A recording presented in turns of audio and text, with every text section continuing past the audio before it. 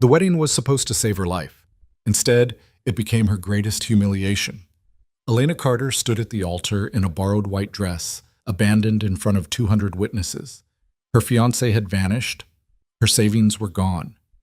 Her little daughter sat confused in the front pew.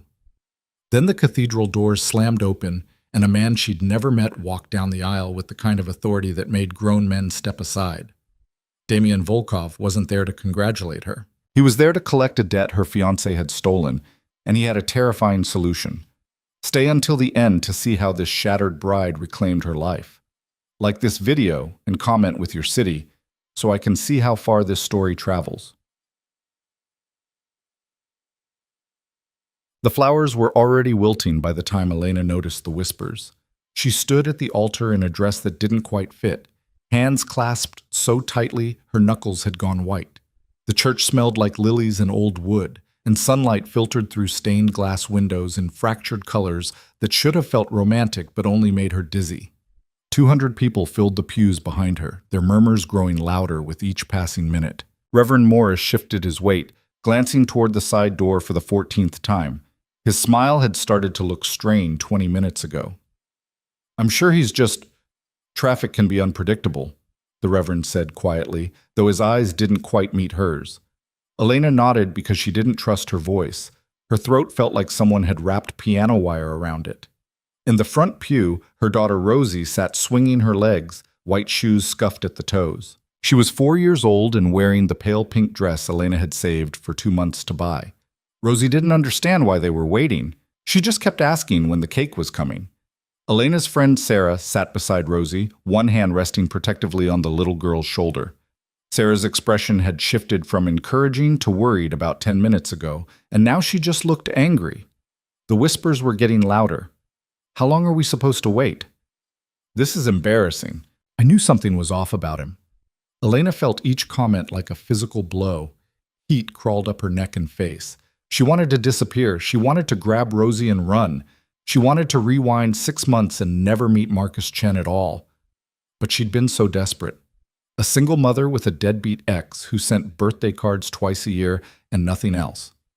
Working double shifts at the diner just to keep Rosie fed and in daycare. When Marcus had shown up with his expensive suits and easy smile, talking about investments and opportunities, she'd wanted so badly to believe someone could actually want her. He'd proposed after 3 months. Quick. But he'd said he knew what he wanted. He'd promised to take care of her and Rosie both. He'd paid off her credit card debt as an engagement present. He'd rented this church and invited everyone. And now he was gone. "Elena," Sarah's voice cut through the fog. She'd left Rosie with Elena's cousin and walked up to the altar, heels clicking against the marble floor. "Honey, I tried calling him again. It's going straight to voicemail. Maybe his phone died. For an hour? Maybe he had an accident." Elena's voice cracked. "Maybe he's hurt." Sarah's jaw tightened. "Maybe he's an asshole who doesn't deserve you." The Reverend cleared his throat. "Perhaps we should..." The cathedral doors slammed open. The sound echoed through the vaulted space like a gunshot. Every head turned. Elena's heart lurched into her throat. For one wild, desperate second, she thought it was Marcus, running late, but here, and everything would be fine. Then she saw who it actually was. 3 men walked down the center aisle. The 2 in back wore dark suits and moved like soldiers, their eyes scanning the crowd with professional detachment. But it was the man in front who made the air feel thinner. He was tall, broad-shouldered, dressed in black that looked expensive even from a distance. Dark hair swept back from a face that could have been carved from granite. Sharp jaw, severe brows, eyes so pale they looked almost silver in the filtered light. He moved with the kind of confidence that didn't ask for space, just took it. People shifted out of the way without seeming to realize they were doing it. Elena couldn't move, couldn't breathe. She just stood there clutching her wilted bouquet while this stranger walked toward her like he owned the building. He stopped at the base of the altar steps. Up close, he was even more intimidating. Probably mid-30s, with the kind of face that gave nothing away and the kind of presence that suggested crossing him would be the last mistake you ever made. His pale eyes swept over her once, clinical and assessing. Then he looked at the Reverend. "You can dismiss the guests." His voice was low, accent barely there but present enough to be noticeable. Russian, maybe. Or Eastern European. Reverend Morris blinked. I'm sorry, who? The groom isn't coming. The stranger said it like he was commenting on the weather. This wedding is over. The whispers exploded into full conversation. Elena heard gasps, shocked murmurs, someone's aunt saying something about the nerve. Her vision was starting to blur at the edges. Sarah stepped forward, chin up, protective. Excuse me, but who the hell are you? The man's gaze shifted to her. Not your concern. Like hell it's not. Sarah. Elena's voice came out thin and shaky. It's okay. It's not okay. This guy just walked in and, please. Elena's legs were trembling so hard she thought she might collapse. Just take Rosie outside.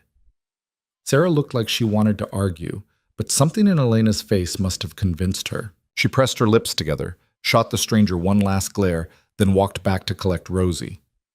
Mommy, what's happening? Rosie's small voice carried across the silence.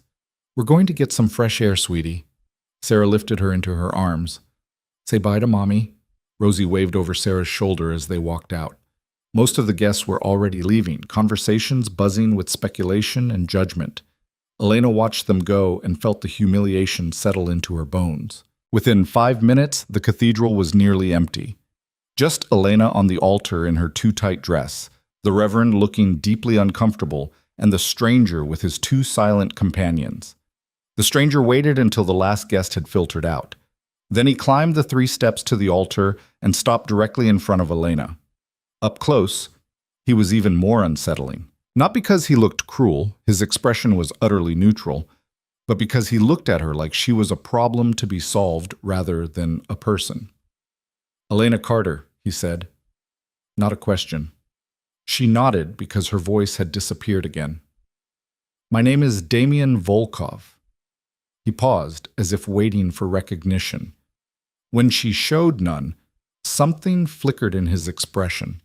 Your fiancé stole from me. The words didn't make sense at first. Elena's brain was still trying to process everything, the abandoned wedding, the stranger, the ruined flowers. What? Marcus Chen. Damian's tone didn't change. He took $12 million from an investment fund I manage. He's been running a small-scale fraud operation for years, but 3 months ago he got ambitious. He falsified documents, created fake accounts, and transferred funds he had no authority to touch. Elena's knees buckled. She grabbed the altar rail to stay upright. That's not... Marcus did. Damian pulled a phone from his pocket, tapped the screen, and held it up. Elena saw bank statements, wire transfers, emails with Marcus's name attached. The numbers were enormous, incomprehensible. This is a mistake. Her voice sounded far away. He's a consultant. He helps people with retirement planning. He's a thief. Damian pocketed the phone. And he's gone. Left the country this morning on a flight to somewhere without an extradition treaty. My people confirmed it 2 hours ago. The cathedral tilted. Elena reached for something to steady herself and found only air. Damian's hand caught her elbow. Quick, impersonal, but it kept her from falling.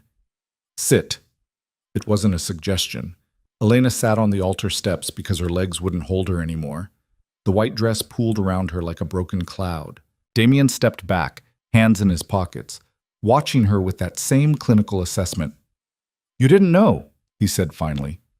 Of course I didn't know. The words burst out sharper than she'd intended. I thought we were... Her voice broke. She pressed her hands over her face, trying to hold herself together in front of this stranger who'd just blown her life apart. Where does that leave me? The question came out muffled through her fingers. In debt. Elena's hands dropped. What? Marcus listed you as a beneficiary on several accounts. You signed documents 2 months ago. Do you remember? She did. Marcus had brought papers to her apartment, said it was just standard procedure for when they got married, combining finances. She'd been folding Rosie's laundry and barely looked at what she was signing. Those documents, Damian continued, make you legally liable for a portion of the stolen funds. The floor dropped out from under her. How much? $3 million. Elena actually laughed. It came out high and slightly hysterical. I make $28,000 a year. I have $600 in savings. I can't. There's no way I could ever. I know. Damien's expression didn't change, which is why we need to discuss alternatives. Alternatives? Elena looked up at him, this stranger in his expensive black suit, who'd walked into her disaster of a wedding with news that destroyed everything. What alternatives? Damien glanced at the Reverend, who was still hovering near the altar with wide eyes. Leave us. Reverend Morris opened his mouth, looked at Elena, then apparently thought better of whatever he was about to say. He nodded and hurried toward the sacristy. Once they were alone, except for the two silent men positioned near the doors, Damien turned back to Elena. I don't need the money, he said. I'll recover it through other channels. What I need is to send a message. A message? That stealing from me has consequences. That people who betray my trust pay for it. He paused. But you're not Marcus Chen. Destroying you wouldn't prove anything except that I punish the wrong people. Elena's heart was hammering so hard she could feel it in her throat. So what are you saying? I'm saying I'll forgive the debt. Hope flared, bright and desperate. Really? On one condition. The hope guttered. Elena waited. Damien's pale eyes locked on hers. Marry me instead.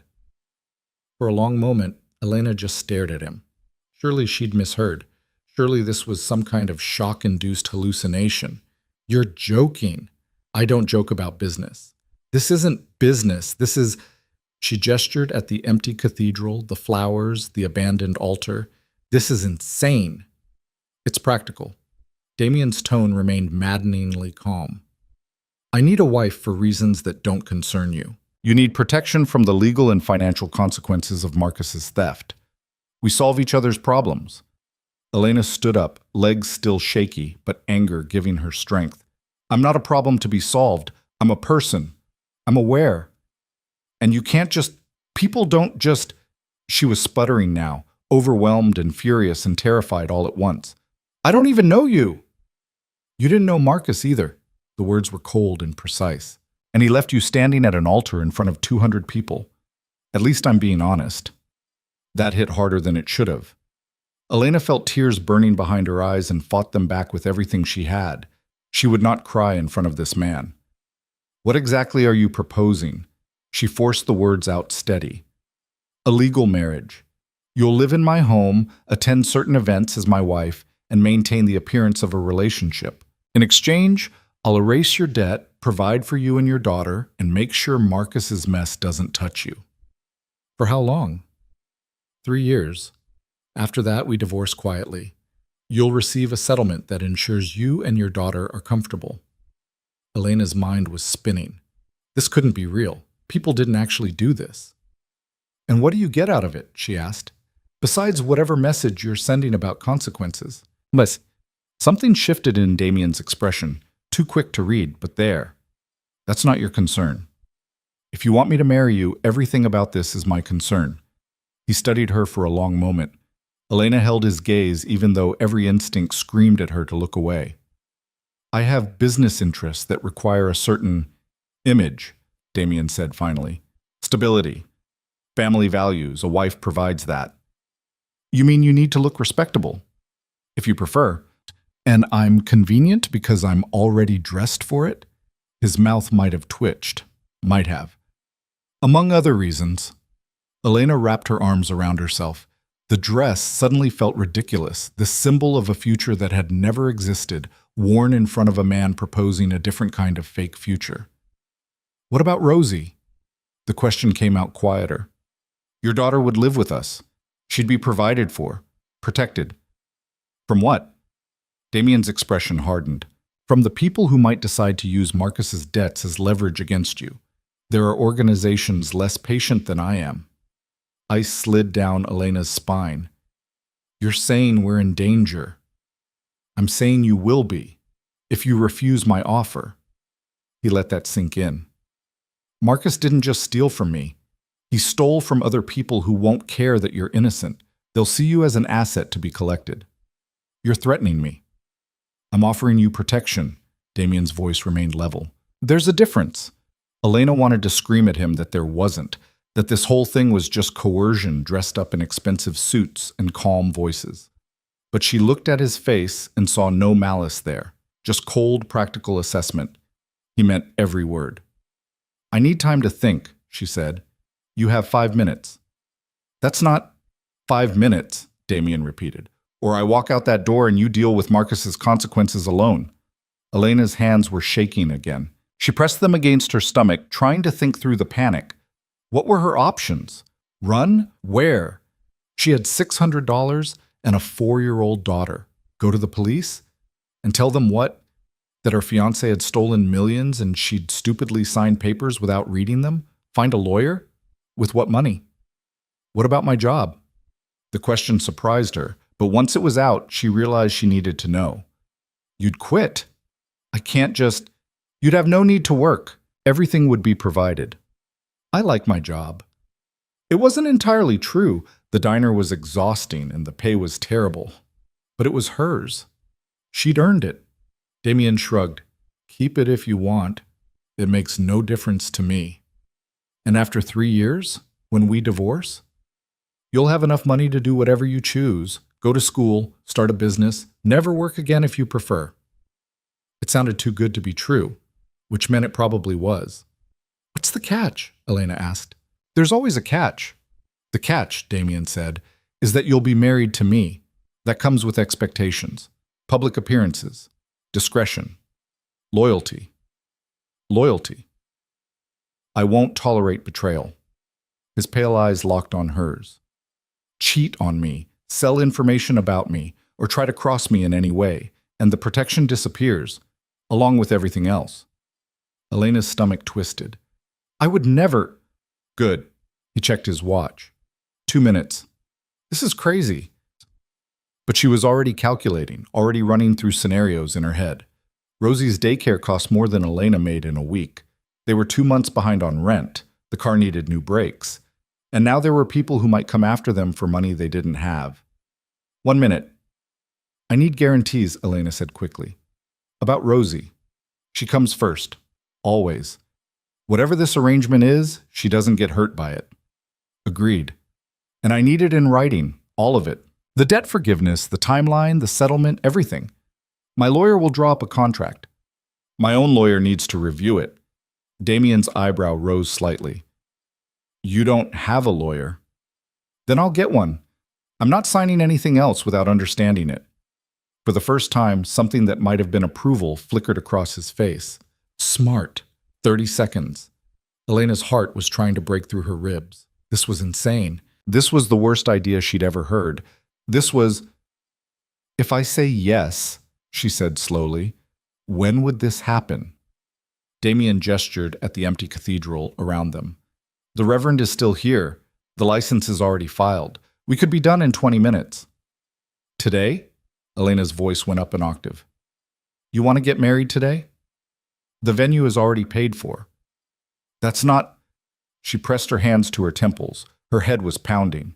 "I can't just marry a stranger in the same dress I was supposed to marry someone else in. That's—" "Efficient?" Damien finished. "Insane." "Perhaps." He checked his watch again. "But your time is up. What's your answer?"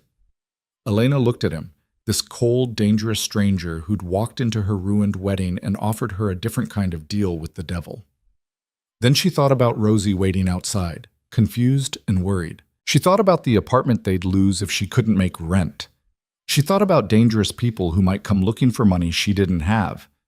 She thought about standing at this altar 20 minutes ago, believing Marcus was just late, still hoping he'd show up and save her. No one was coming to save her. She had to save herself. "One condition," Elena said, voice steadier than she felt. "I want to see Rosie first. I need to explain this to her." "There's nothing to explain. She's 4. She's my daughter." Elena lifted her chin. "And she deserves to know what's happening, even if she doesn't fully understand. That's non-negotiable." They stared at each other. Elena's heart hammered. She expected him to refuse, to walk away, to tell her the deal was off. Instead, Damien nodded once. "Fine. 5 minutes with your daughter, then we proceed." He pulled out his phone and made a call, spoke in rapid Russian to whoever answered. Elena caught maybe 3 words: child, bring, and now. When he hung up, he looked at her expectantly. I need you to understand something, Elena said, surprising herself with the firmness in her voice. I'm doing this for Rosie, to protect her. Not because I trust you or believe in whatever this arrangement is, just for her. I don't care why you're doing it. Damien's expression remained neutral. Only that you do. And I need you to understand that if you hurt her, if you hurt my daughter in any way, I will find a way to make you regret it. I don't care how powerful you are or what you can do to me. This time Damien's mouth definitely moved. Not quite a smile, but close. Noted, he said. The cathedral door opened. Sarah walked in carrying Rosie, who'd fallen asleep against her shoulder. Behind them came one of Damien's men. Sarah's eyes were red. She'd clearly been crying. When she saw Elena still standing there, still with Damien, her expression hardened. What the hell is going on? She demanded. This guy's people won't let us leave, won't tell me anything. It's okay. Elena walked down the altar steps, arms outstretched for her daughter. I'll explain everything. Sarah handed Rosie over, reluctantly. The little girl stirred but didn't wake, just nuzzled into Elena's shoulder with the complete trust only children have. Elena held her close, breathing in the strawberry scent of her shampoo, feeling the warm weight of her. Sarah, she said quietly, I need you to trust me. Trust you to what? Elena, what's happening? I'm fixing things. Elena looked at her friend, her only friend really, the one person who'd stood by her through every disaster. And I need you to not ask questions right now, please. Sarah's jaw worked. Her eyes moved between Elena and Damien, clearly trying to piece together what she was missing. This is about Marcus, isn't it? She said finally. About whatever he did. Elena didn't answer. I knew there was something wrong with him. Sarah's voice was thick. I told you he was too good to be true. You did, Elena agreed softly. You were right. So what are you going to do? Elena looked at Rosie's sleeping face, at the small hands curled against her chest, at the pink dress Elena had worked overtime to afford. I'm going to make sure she's safe, Elena said. Whatever it takes. She kissed Rosie's forehead, then gently transferred her back to Sarah's arms. Take her to your place, she told her friend. I'll call you tonight and explain everything.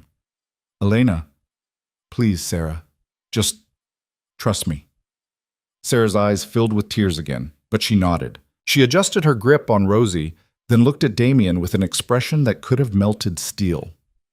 If you hurt her, Sarah said quietly, I will dedicate my entire life to destroying yours. Damien's expression didn't change. The line forms behind her.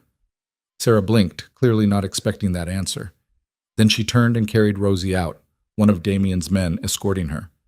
When they were gone, Elena turned back to face him. Okay, she said. Let's do this before I change my mind.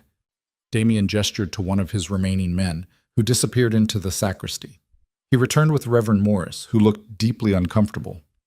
Reverend, Damien said, we're ready. I'm not sure this is... The Reverend looked at Elena. Are you certain you want to do this, my dear? No, Elena thought, but she said, yes. It's highly irregular. Life is irregular. Damien's tone suggested the discussion was over. Begin. The Reverend looked like he wanted to argue, but something in Damien's presence made him swallow whatever objection he had. He opened his Bible with shaking hands.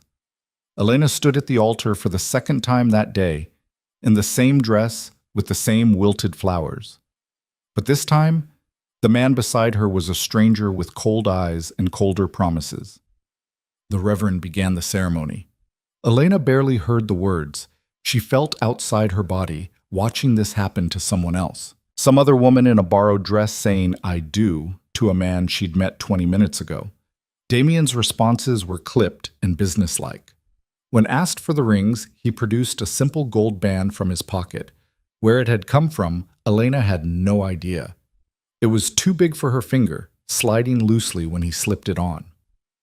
I now pronounce you man and wife, Reverend Morris said, sounding relieved it was over. You may kiss the bride. Elena's stomach dropped. She hadn't thought about that part. Damien looked at her, expression unreadable. Then he leaned in. Elena closed her eyes reflexively. His lips touched her forehead, brief, impersonal, over in a second. When Elena opened her eyes, he'd already stepped back. "Congratulations," the Reverend said weakly. Damien pulled an envelope from his jacket and handed it to him. "For your discretion." The Reverend took it with trembling fingers and practically ran toward the exit, and then they were alone. Husband and wife. Married. Elena looked at the gold band loose on her finger. This morning she'd woken up thinking she'd marry Marcus. Now she was married to Damien Volkov, a man she knew nothing about except that he was dangerous, and she owed him $3 million. No, not anymore. The debt was forgiven. That was the deal. "What happens now?" she asked. Damien was already walking toward the door. "Now you come home. I need to pack. My apartment will be handled. My people will collect your belongings. I have things I need to make a list." He didn't slow down. "Anything you want kept, they'll bring it. Everything else will be dealt with." Elena had to half jog to keep up with his long strides. "You can't just—" "I can." He pushed open the cathedral doors. Sunlight hit Elena's face, making her squint. A black car waited at the curb, sleek and expensive, windows tinted. One of Damien's men opened the back door. "Get in," Damien said. Elena stood on the church steps in her wedding dress, looking at the open car door. This was it. Last chance to run. Last chance to say no, to take her chances with lawyers and debt collectors and whatever else came. She thought about Rosie's small, trusting face. Elena got in the car. Damien slid in beside her. The door closed with a solid thunk. The interior smelled like leather and something sharp, cologne maybe. The seats were soft enough that Elena sank into them. The driver pulled away from the curb smoothly. Elena watched the cathedral disappear in the side mirror. "Where are we going?" she asked. "My estate. About 40 minutes outside the city." "Estate?" Elena turned to look at him. "You live on an estate." "Yes." "What do you do exactly?" The question had been nagging at her since he'd first mentioned managing investment funds. "For work, I mean. I manage assets." "That's vague." Damien's pale eyes flicked to her. "Intentionally. I just married you. I think I deserve less vague. You married me to erase a debt. What I do for work wasn't part of the agreement." Elena's hands tightened in her lap. "Fine. Then tell me what kind of expectations come with this arrangement. You mentioned public appearances." "Occasionally, yes. Business dinners, charity events. You'll need appropriate clothing." "I have clothing." His gaze swept over her wedding dress, borrowed, slightly too tight, coffee stain on the hem she'd tried to hide with bleach. "You'll need different clothing," he amended. Heat crept up Elena's neck. "I can dress myself." "I'm sure you can, but you'll be representing me now. That requires a certain standard." "You mean you're embarrassed to be seen with me? I mean you're unprepared for the world you're entering." "That's not an insult, it's a fact." Elena bit back the response burning on her tongue. He was right, technically. She had no idea what his world looked like. But that didn't make his words sting less. They drove in silence for a while. The city gave way to suburbs, then to countryside. Trees lined the road, and houses became larger and farther apart. Elena's exhaustion was starting to catch up with her. The adrenaline that had kept her upright through the disaster of the morning was wearing off, leaving her shaky and hollow. "Can I ask you something?" she said finally. Damien didn't look away from the window. "You can ask." "Why me? If you need a wife, there must be I don't know, people in your circle. People who understand this world already." "There are. So why choose someone you had to coerce?" Now he did look at her. "Because you won't fall in love with me."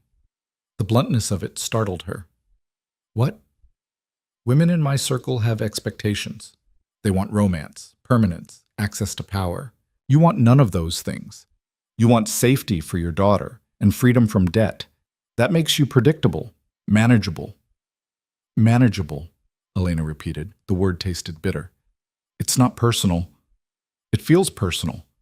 "Then you'll need to develop thicker skin." Elena turned away, blinking hard against the sudden sting in her eyes. She would not cry. Not in front of him, not again. The car turned onto a private road, trees giving way to manicured lawns. In the distance, Elena could see a house. No, not a house. A mansion. 3 stories of pale stone with columns and huge windows that caught the afternoon light. "This is where you live?" The words came out smaller than she'd intended. "This is where we live now," Damien corrected. The car pulled up to the front entrance. Another man in a dark suit opened Elena's door before she could reach for the handle. She stepped out onto gravel that crunched under her borrowed shoes. The mansion loomed above her, impossibly large, impossibly far from the cramped apartment where she'd woken up that morning. Damien came around the car. "Come. I'll show you your room." "My room?" Elena followed him up the steps. Aren't we supposed to? We're married on paper, not in practice." He pushed open the front door, heavy wood, intricately carved. "You'll have your own space. I have mine." Relief flooded through her. "Oh, good." The interior was as overwhelming as the exterior. Marble floors, high ceilings, a curved staircase that belonged in a movie. Everything was pristine and cold and expensive. A woman appeared from a side hallway, older, gray hair pulled back in a neat bun, wearing a simple black dress. "Sir," she said with a slight accent, "welcome home." "Mrs. Kovac, this is Elena, my wife. She'll be living here now." Damien's tone was matter-of-fact. "Please prepare the East Wing guest suite for her, Mrs." Kovac's eyes widened slightly, but she recovered quickly. "Of course, right away." Elena will provide a list of items to be retrieved from her former residence. See that it's handled discreetly. "Yes, sir." Damien started toward the staircase, clearly expecting Elena to follow. She did, legs heavy with exhaustion. They climbed to the second floor, walked down a hallway lined with paintings Elena was too tired to properly look at. Damien opened a door near the end. "This will be yours," he said. Elena stepped inside and almost laughed. The room was bigger than her entire apartment had been. King-size bed with white linens, sitting area with a couch and armchairs, enormous windows overlooking gardens she could see in the distance. "The bathroom is through there." Damien pointed to another door. "Mrs. Kovac will bring you anything you need. Dinner is at 7. You're not required to attend tonight if you'd prefer to rest." Elena turned to face him. Her husband. This stranger. "What happens now?" she asked for the second time that day. "Now," Damien said, "you adjust. This is your life for the next 3 years. I suggest you get comfortable." He started to leave, then paused at the door. "One more thing," he said without looking back. "The ring is temporary. I'll have something proper made for you. Can't have people thinking I'm cheap." Then he was gone, door closing behind him with a soft click. Elena stood alone in her beautiful prison, still wearing her wedding dress, staring at the loose gold band on her finger. She'd done it. She'd married a stranger to save her daughter. She'd traded one kind of cage for another, and she had no idea if she'd made the right choice. Elena woke up disoriented, heart pounding, unsure where she was. The ceiling was wrong, too high, too white. The bed was too soft. Everything smelled unfamiliar, like lavender and something expensive she couldn't name. Then it came back in a rush. The cathedral. Damien. The wedding that wasn't supposed to happen. She sat up, still wearing the dress. It had twisted around her legs while she slept, wrinkled beyond saving now. The loose wedding ring caught the morning light coming through windows she hadn't bothered to close last night.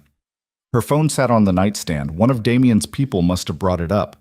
17 missed calls from Sarah. 12 text messages. Elena's hands shook as she opened them. What the hell is going on? Call me now. Elena? I'm serious. Rosie keeps asking where you are. If you don't call me in the next hour, I'm calling the police. The last message had come in 20 minutes ago. Elena dialed before she could think better of it. Sarah answered on the first ring. Where are you? I'm okay. Is Rosie? Rosie's fine. She's eating cereal and watching cartoons. You want to tell me why she doesn't have a mother right now? Elena flinched at the accusation in Sarah's voice. I know you're angry. Angry? I'm way past angry. You disappeared with some Russian mobster yesterday and left your daughter with me. No explanation, no nothing. Just trust me, and then radio silence for 16 hours. He's not a mobster. Elena wasn't sure why she was defending Damien. Maybe because she needed to believe it herself. Then what is he? It's complicated. Uncomplicate it. Elena closed her eyes, trying to figure out where to start. Marcus stole money from him. A lot of money. And because I signed some papers, I'm legally responsible for part of it. Silence on the other end. Then, how much? $3 million. Sarah's breath hitched. Jesus Christ. Damien offered to forgive the debt if I married him instead. It's a business arrangement. 3 years, then we divorce, and Rosie and I are set up for life. The words sounded hollow, even to Elena's own ears. So you actually married him? Sarah's voice had gone flat. That wasn't some kind of nightmare I imagined. I didn't have a choice. There's always a choice. Not when the alternative is losing everything and putting Rosie in danger. Elena's throat tightened. There are other people Marcus stole from. People who wouldn't care that I didn't know what he was doing. More silence. Elena could hear Rosie singing along to whatever cartoon was playing in the background. Where are you right now? Sarah asked finally. His estate, outside the city. Send me the address. Sarah, send me the address or I'm keeping Rosie until you do. Elena almost laughed. Almost. You can't kidnap my daughter. Watch me. But Sarah's voice had softened slightly. I need to see that you're okay. That this isn't, I don't know, some kind of hostage situation. It's not. Prove it. Let me bring Rosie to you. Let me see where you're living. Elena looked around the massive bedroom at the wealth that surrounded her like a foreign country. Okay, but you have to promise not to make a scene. I'll make whatever scene I want if I think you're in trouble. Sarah, please, this is already hard enough. Her friend sighed. Fine. Text me the address. We'll be there in an hour. The line went dead. Elena sat on the edge of the bed, still in yesterday's ruined dress, trying to figure out what to do next. She needed a shower, clean clothes, coffee, something to make her feel less like she'd been hit by a truck. She found the bathroom, all marble and gold fixtures, bigger than her old bedroom, and stripped off the wedding dress. It fell in a heap on the floor, and Elena left it there. She never wanted to see it again. The shower had about 15 different settings. Elena just turned the knob until hot water came out and stood under it until her skin turned pink. When she finally emerged, wrapped in a towel that was probably worth more than her car, she found clothes laid out on the bed. Jeans, a soft gray sweater, underwear still in packaging. Everything in her size. The precision of it unsettled her. How had they known? When had someone come in? She dressed quickly, then went looking for coffee and whoever ran this place. The house was even more overwhelming in daylight. Elena got lost twice trying to find the stairs, ended up in what looked like a library with floor-to-ceiling books, then finally located the main staircase. Voices drifted up from somewhere below. One of them was Damien's, speaking in that same rapid Russian she'd heard yesterday. Elena followed the sound to a dining room that could have seated 20 people. Damien sat at one end of the long table, phone to his ear, a laptop open in front of him. He'd changed into different clothes, dark slacks, white shirt with the sleeves rolled up. He looked like he'd been awake for hours. He glanced up when she entered, gestured to the empty seats, and continued his conversation. Elena sat down awkwardly, not sure what else to do. Mrs. Kovac appeared from a side door. Coffee, Mrs. Volkov? The name made Elena's stomach flip. Yes, please, just black. Are you hungry? I can prepare breakfast. Elena's stomach growled, answering for her. That would be great. Thank you. Mrs. Kovac nodded and disappeared. Damien ended his call and closed the laptop. You slept in your dress, he observed. I was tired. Clearly. He poured himself more coffee from a carafe on the table. Mrs. Kovac said your friend is bringing your daughter here this morning. I didn't know if that was okay. It's your home now. You don't need permission to have guests. The word home felt wrong. This wasn't home. Home was the apartment with the leaky faucet and the neighbor's dog that barked at 3 a.m. This was just an elaborate cage. Thank you, Elena said anyway. Mrs. Kovac returned with a plate, eggs, toast, fruit, arranged in a way that looked almost too pretty to eat. Elena ate it anyway, suddenly starving. Damien watched her over the rim of his coffee cup. My lawyer will be here at noon. You'll sign the contract then. I need my own lawyer to review it first. Already arranged. He'll arrive at 11:30. Elena set down her fork. You work fast. I don't waste time. He stood, buttoning his cuffs. I have calls to make. Let me know if you need anything. He was almost to the door when Elena spoke again. What am I supposed to tell Rosie? Damien paused. About what? About this. About you. She's going to ask questions. Tell her the truth, that we're married and she's living here now. She's 4. That's not going to make sense to her. Then simplify it until it does. His tone suggested the conversation was over. Children are resilient. She'll adjust. You don't know anything about children. Something flickered across his face, too fast to read. No, I don't. Then he was gone, leaving Elena alone with her expensive breakfast and the sinking feeling that she'd made a terrible mistake. Sarah's car pulled up at exactly 9:30. Elena watched from the front steps as her friend got out, took one look at the mansion and said, You have got to be kidding me. Rosie tumbled out of the back seat, wearing mismatched socks and the shirt she'd insisted on sleeping in. When she saw Elena, her face lit up. Mommy! Elena caught her in a hug that nearly knocked her over. Rosie smelled like maple syrup and Sarah's lavender detergent, and Elena held on longer than necessary.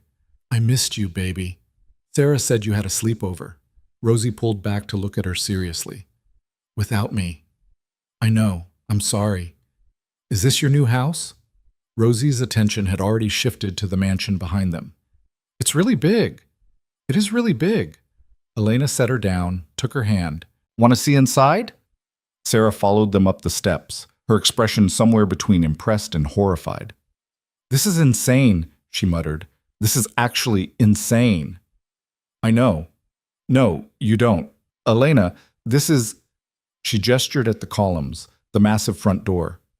People don't actually live like this. Apparently some people do. Inside, Rosie's eyes went huge. Whoa! You can say that again, Sarah muttered.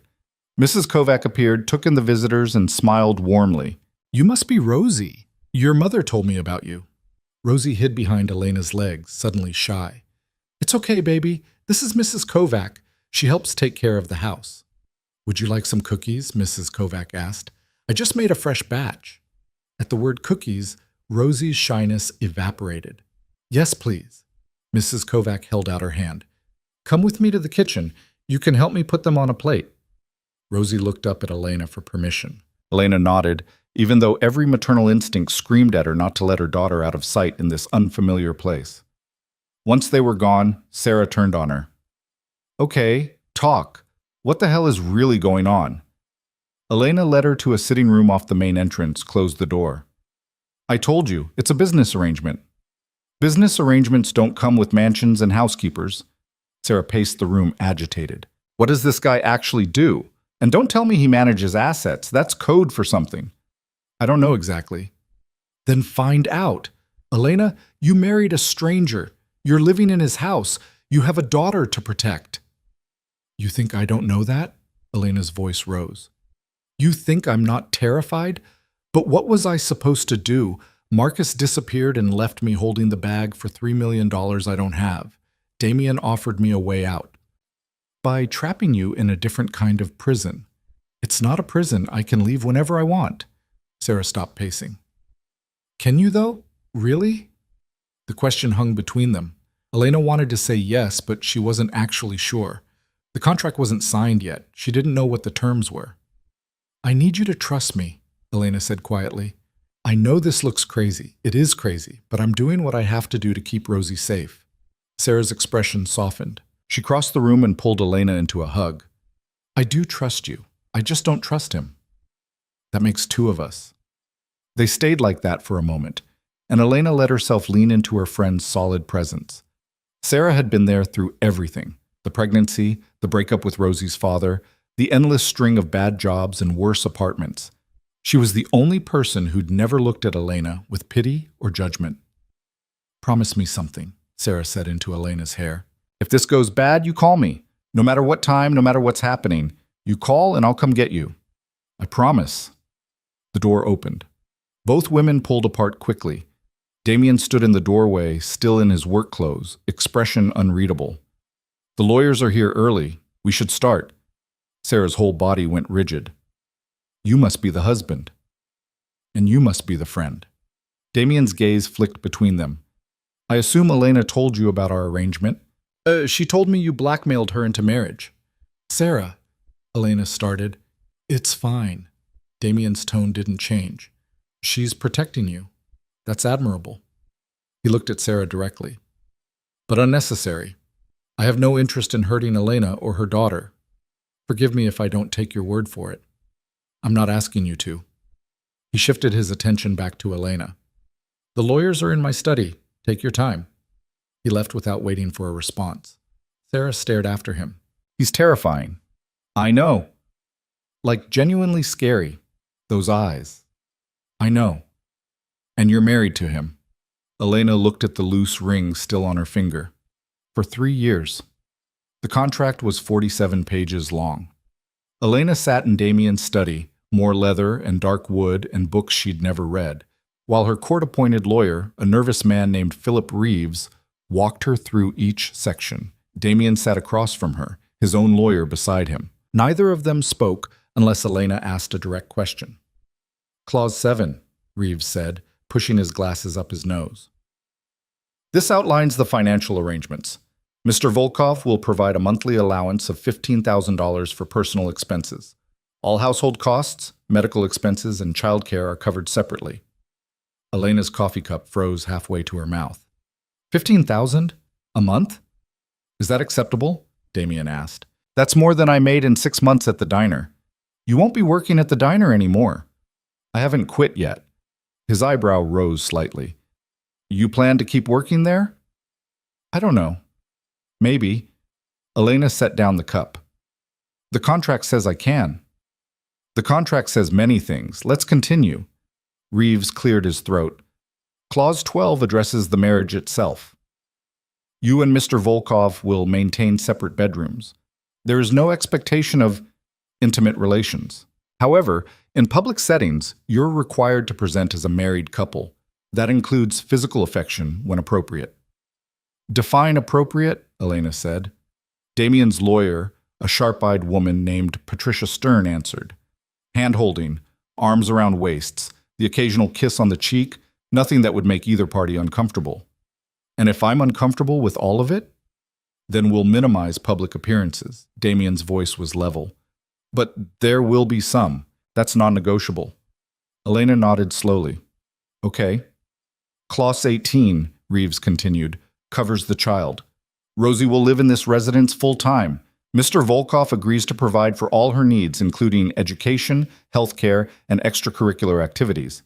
You retain full parental authority, but Mr. Volkov requests to be consulted on major decisions. What kind of decisions? Elena asked. Schools, medical procedures, anything significant? Elena looked at Damien. Why? Because if she's living under my roof, I have a responsibility to ensure her well-being. He leaned back in his chair. That doesn't mean I'm trying to replace her father. It means I won't be a stranger in her life for 3 years. It was reasonable, terrifyingly reasonable. Elena had expected demands, control, maybe cruelty, not this calm practicality. Fine, she said. They went through the rest of the contract, confidentiality clauses, expectations for public behavior. The settlement she'd receive at the end of 3 years, a number so large Elena had to read it twice to believe it. This can't be real, she said, finally. It's real. Damien hadn't looked away from her once during the entire meeting. 3 years of your cooperation is worth that to me. Why? What are you getting out of this? That's not your concern. It's absolutely my concern. For the first time, Damien's expression shifted. Not anger, exactly. More like someone deciding whether to tell the truth. I have business partners who value stability, he said, finally. Family men. They don't trust bachelors. A wife and child make me acceptable to them. So this is about appearances. Everything is about appearances. Elena wanted to argue, but she was too tired and overwhelmed. She looked at Reeves. Is this contract fair? The lawyer hesitated. It's unusual, but yes, From a legal standpoint, it protects your interests. The financial terms are extremely generous. The exit clause is clear. And most importantly, it releases you from all liability related to Marcus Chen's fraudulent activities. That was what mattered. The rest was just details. Where do I sign? Reeves showed her. Elena signed her name 7 times, initialing various pages. Damien did the same. Their lawyers witnessed and notarized. And just like that, it was official. Not just married, but contractually bound for 3 years. Congratulations, Patricia said, gathering the documents. I'll file these with the court. Reeves packed up his briefcase quickly, looking relieved to be leaving. If you need anything, Ms. Carter, Mrs. Volkov, please don't hesitate to call. After they left, Elena sat in the sudden quiet of the study. Damien poured himself a drink from a crystal decanter on the sideboard. You did well, he said. I signed my life away. I don't think that qualifies as doing well. You secured your daughter's future. That's more than most people manage.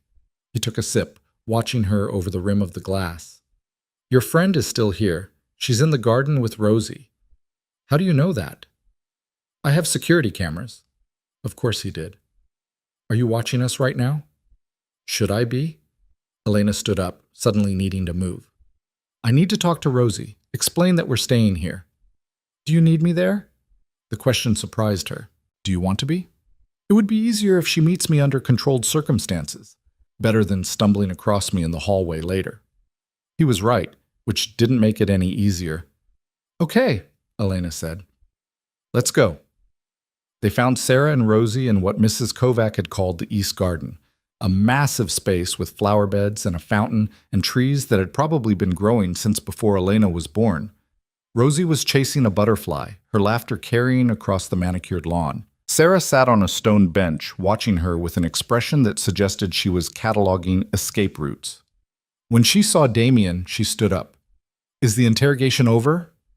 It was a contract signing, not an interrogation, Elena said. Same thing in my book. Rosie ran over, out of breath. Mommy, there are flowers everywhere. And Mrs. Kovac said there's a pool, but it's still too cold to swim in. I see that, baby. Elena crouched down to her level. Can we talk for a minute? Grown-up talk? Rosie's face fell. Am I in trouble? No, nothing like that. Elena smoothed her daughter's hair. Remember how I told you Mommy was getting married? To Marcus. Rosie's nose wrinkled. He smelled funny. Sarah snorted. Elena shot her a look. Well, I didn't marry Marcus. I married someone else instead. She gestured to Damien, who stood a few feet back, hands in his pockets. This is Damien. But Rosie looked up at him with the brutal honesty of a 4-year-old. You're really tall. I am, Damien agreed. Are you nice? I try to be. Do you like cookies? Sometimes. Rosie considered this. Mrs. Kovac makes good cookies. You should try them. I'll do that. The exchange was so normal that Elena almost forgot how surreal this whole situation was. Almost. Damien and I are married now, Elena continued, which means we're going to live here with him for a while. You, me, and Damien. Rosie's forehead creased. What about our apartment? We're not going back to the apartment. Why not? Because this is our home now. But all my stuff is there, my toys, my bed.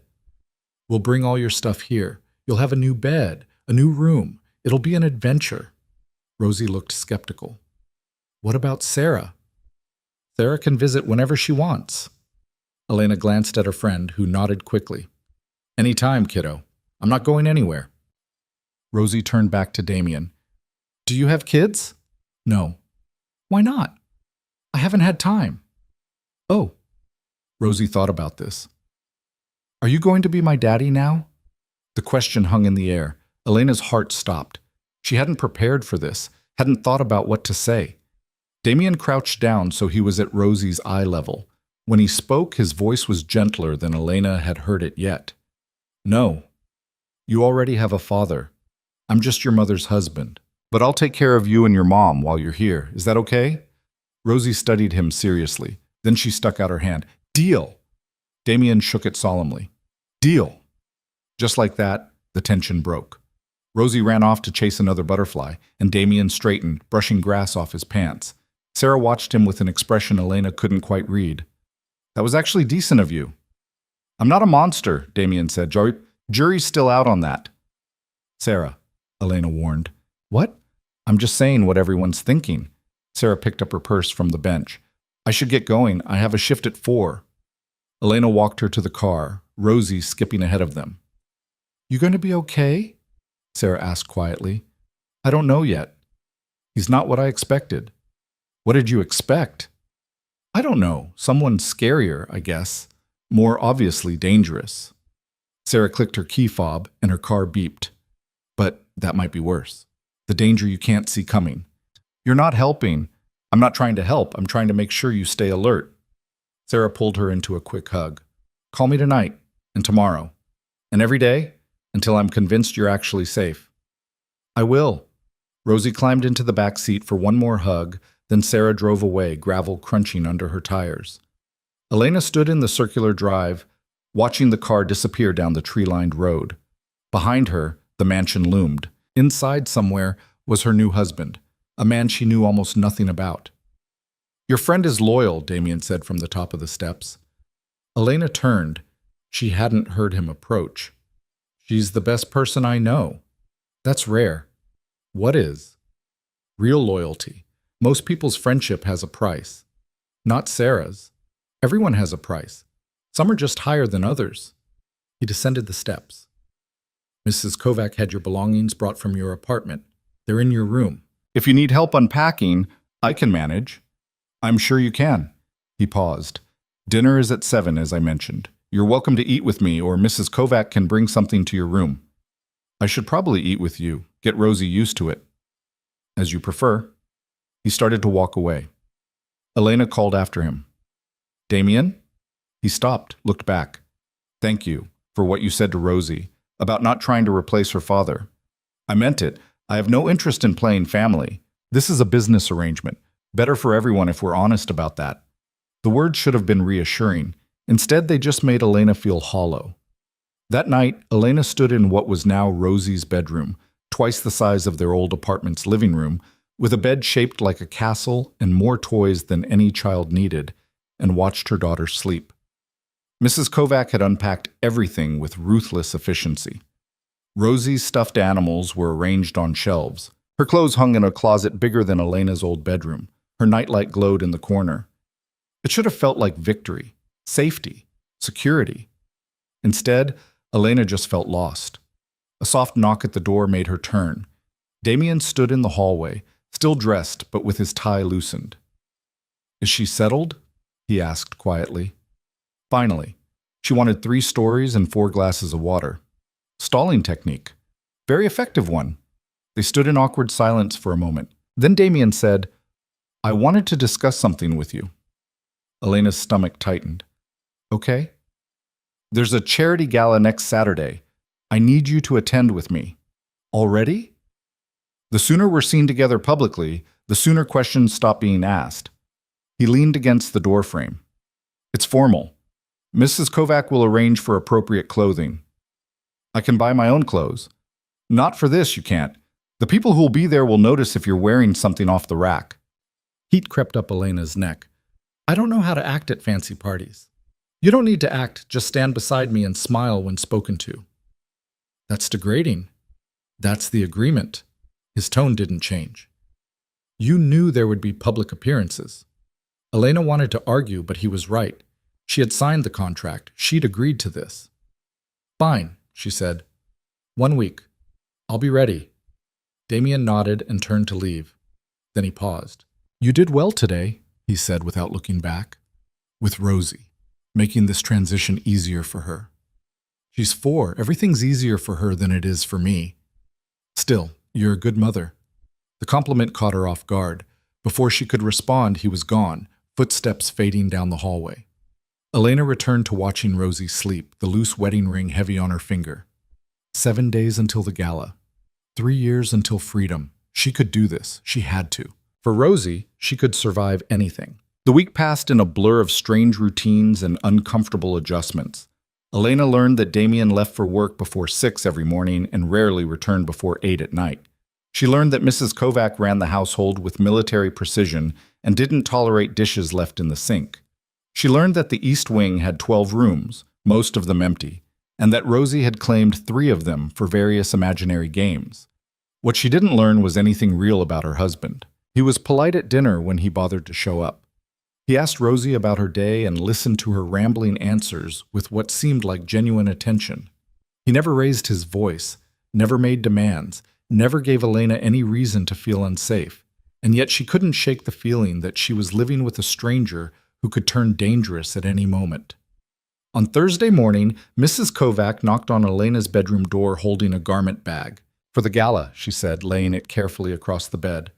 Mr. Volkov had several options sent over. This one seemed most appropriate. Elena unzipped the bag and stopped breathing. The dress was midnight blue, simple but clearly expensive. The fabric felt like water under her fingers. She checked the tag and felt her stomach drop at the number of zeros. "I can't wear this." "Why not?" "Because it costs more than my car did." Mrs. Kovac's mouth twitched. "Then perhaps it's time for a better car." "That's not the point." "The point, Mrs. Volkov, is that you're attending an event where everyone will be looking at you, at who you are and where you came from. They'll be judging." The older woman's expression softened slightly. "Give them nothing to criticize." Elena wanted to argue that she shouldn't have to prove anything to people she didn't know, but Mrs. Kovac was already heading for the door. "There are shoes as well, and jewelry. I'll help you with your hair tomorrow evening." After she left, Elena stood staring at the dress. Her hands were shaking again. She'd managed to avoid thinking too hard about the gala, about being paraded in front of Damien's world like some kind of acquisition. Now it was less than 48 hours away, and she had no idea how to be the person he needed her to be. She found Rosie in the library, sprawled on the floor with crayons and paper. Damien sat in one of the leather chairs nearby, laptop open, but his attention was on Rosie's artwork. "That's very colorful," he was saying. "It's a dragon," Rosie explained, "but a nice dragon, not the mean kind." "I see. What's the dragon's name?" "Steve." Damien's expression didn't change. "Steve is an excellent name for a dragon." Elena cleared her throat. Both of them looked up. "I need to talk to you," she said to Damien. "About tomorrow." He closed the laptop. "Rosie, can you give us a minute?" "Can I keep drawing?" "Of course." Rosie went back to her crayons, already absorbed again. Damien stood and gestured for Elena to follow him to the far corner of the library. "What's wrong?" he asked. "I don't know what I'm doing tomorrow night." The words came out in a rush. "I don't know how to act at these things. I don't know what to say to people. I'm going to embarrass you." "You won't." "How do you know?" "Because all you have to do is stay close to me and let me handle the conversations." He said it like it was simple. "If someone asks you a direct question, answer honestly but briefly. Don't volunteer information. Don't try to impress anyone." "What if they ask how we met?" "Tell them we met through mutual friends." That's vague enough to be believable and boring enough that they won't push for details. Elena wrapped her arms around herself. "What if someone recognizes me from the diner?" "They won't. The people at this event don't eat at diners." It should have been reassuring. Instead, it just highlighted how completely out of her depth she was. "I'm going to ruin this for you," she said quietly. Damien was silent for a moment. Then he moved closer, close enough that she had to tilt her head back to meet his eyes. "Listen to me," he said. "You survived Marcus abandoning you at the altar in front of 200 people. You agreed to marry a stranger to protect your daughter. You signed a contract that terrifies you because it was the smart move." His voice was low, intense. "You're stronger than you think. One party full of boring people isn't going to break you." Elena blinked, caught off guard by the conviction in his tone. "You really believe that?" "I don't say things I don't believe." She wanted to trust him, wanted to believe she could do this, but the fear sat in her chest like a stone. "What if I mess up anyway?" "Then we'll handle it." He stepped back, creating distance again. "Stop expecting disaster. It's exhausting to watch." The words stung, but they also broke through her spiral. Elena took a breath, then another. "Okay," she said. "I'll try." "Good." He glanced at his watch.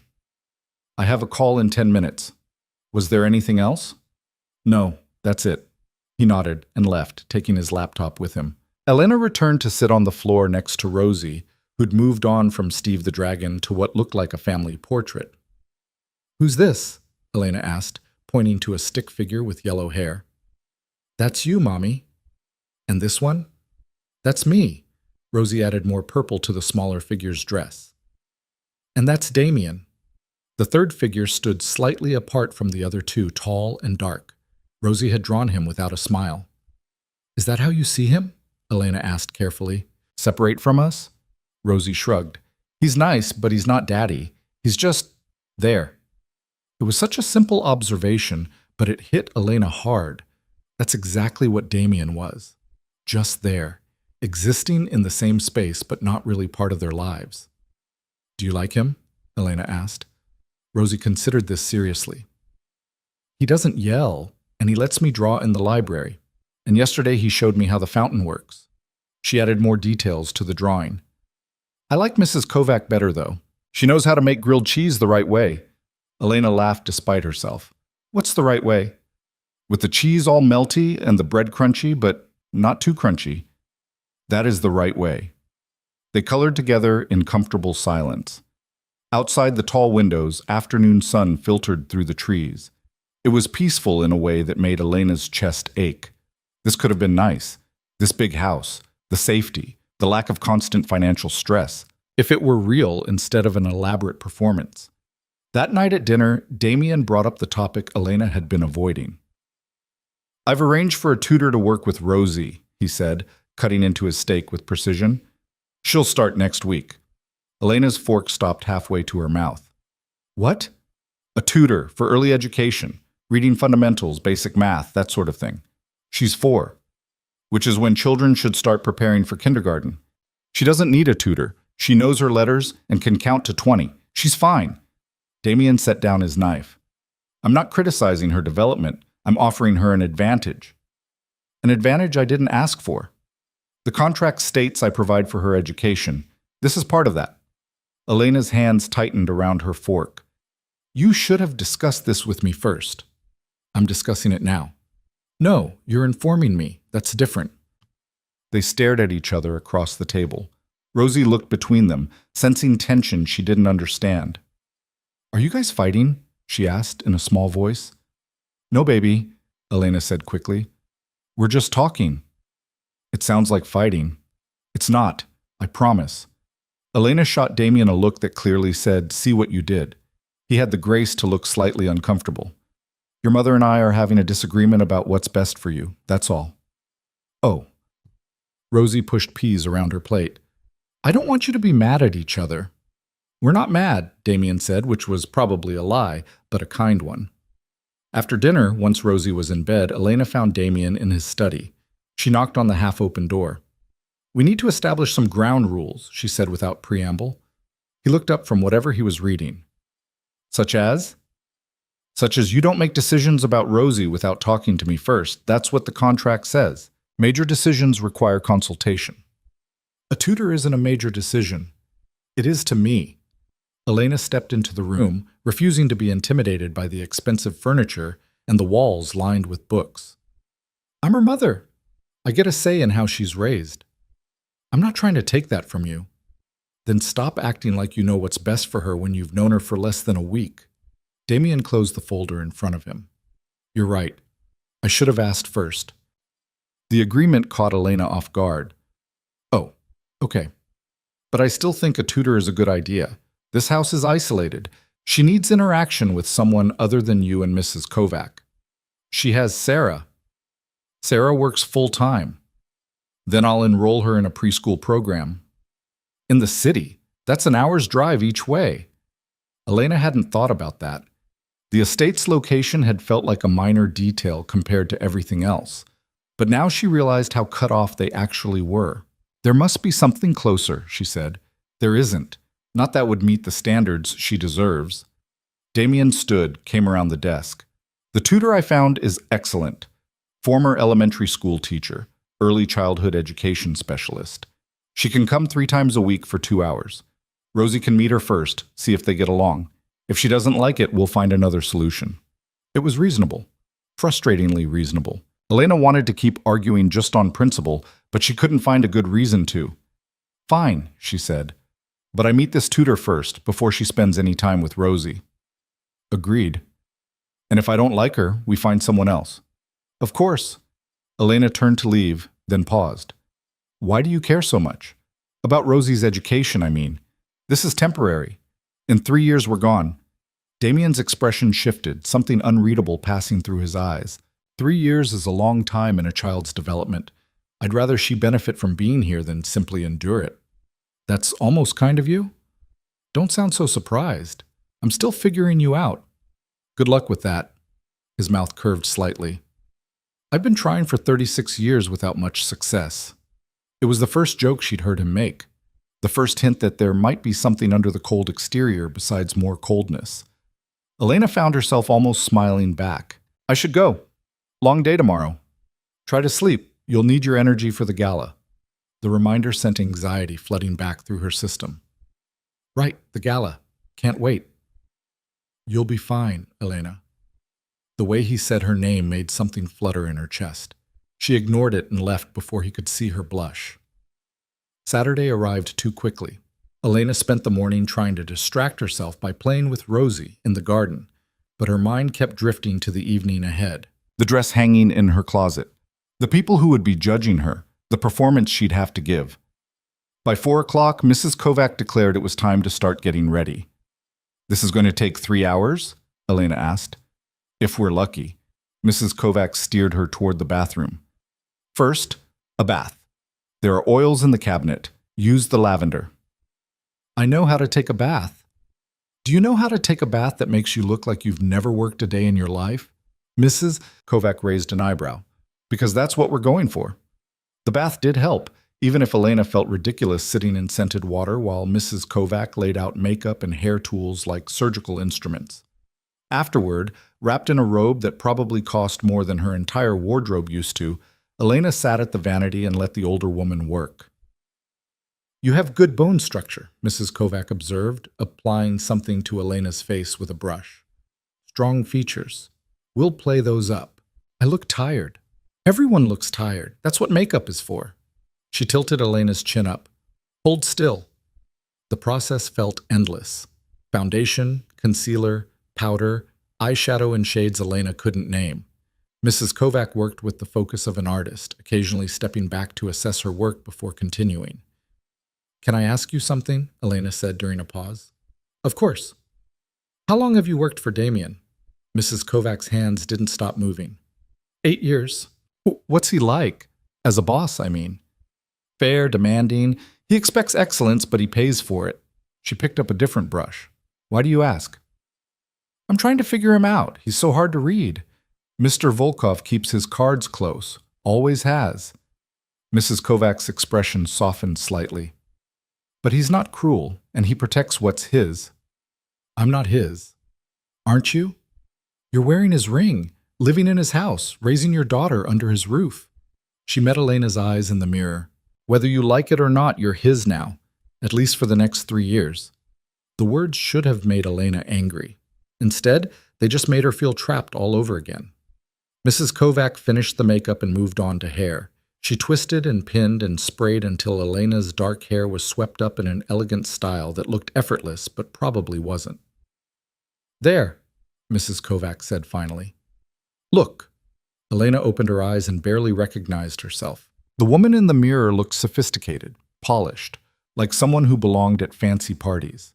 The makeup had transformed her face, highlighting cheekbones she didn't know she had and making her eyes look huge. I look different, she said quietly. You look like Mrs. Volkov. Mrs. Kovac handed her the dress. Now put this on and complete the transformation. The dress fit perfectly, hugging curves Elena usually tried to hide. The midnight blue brought out something in her skin tone, made her look less washed out.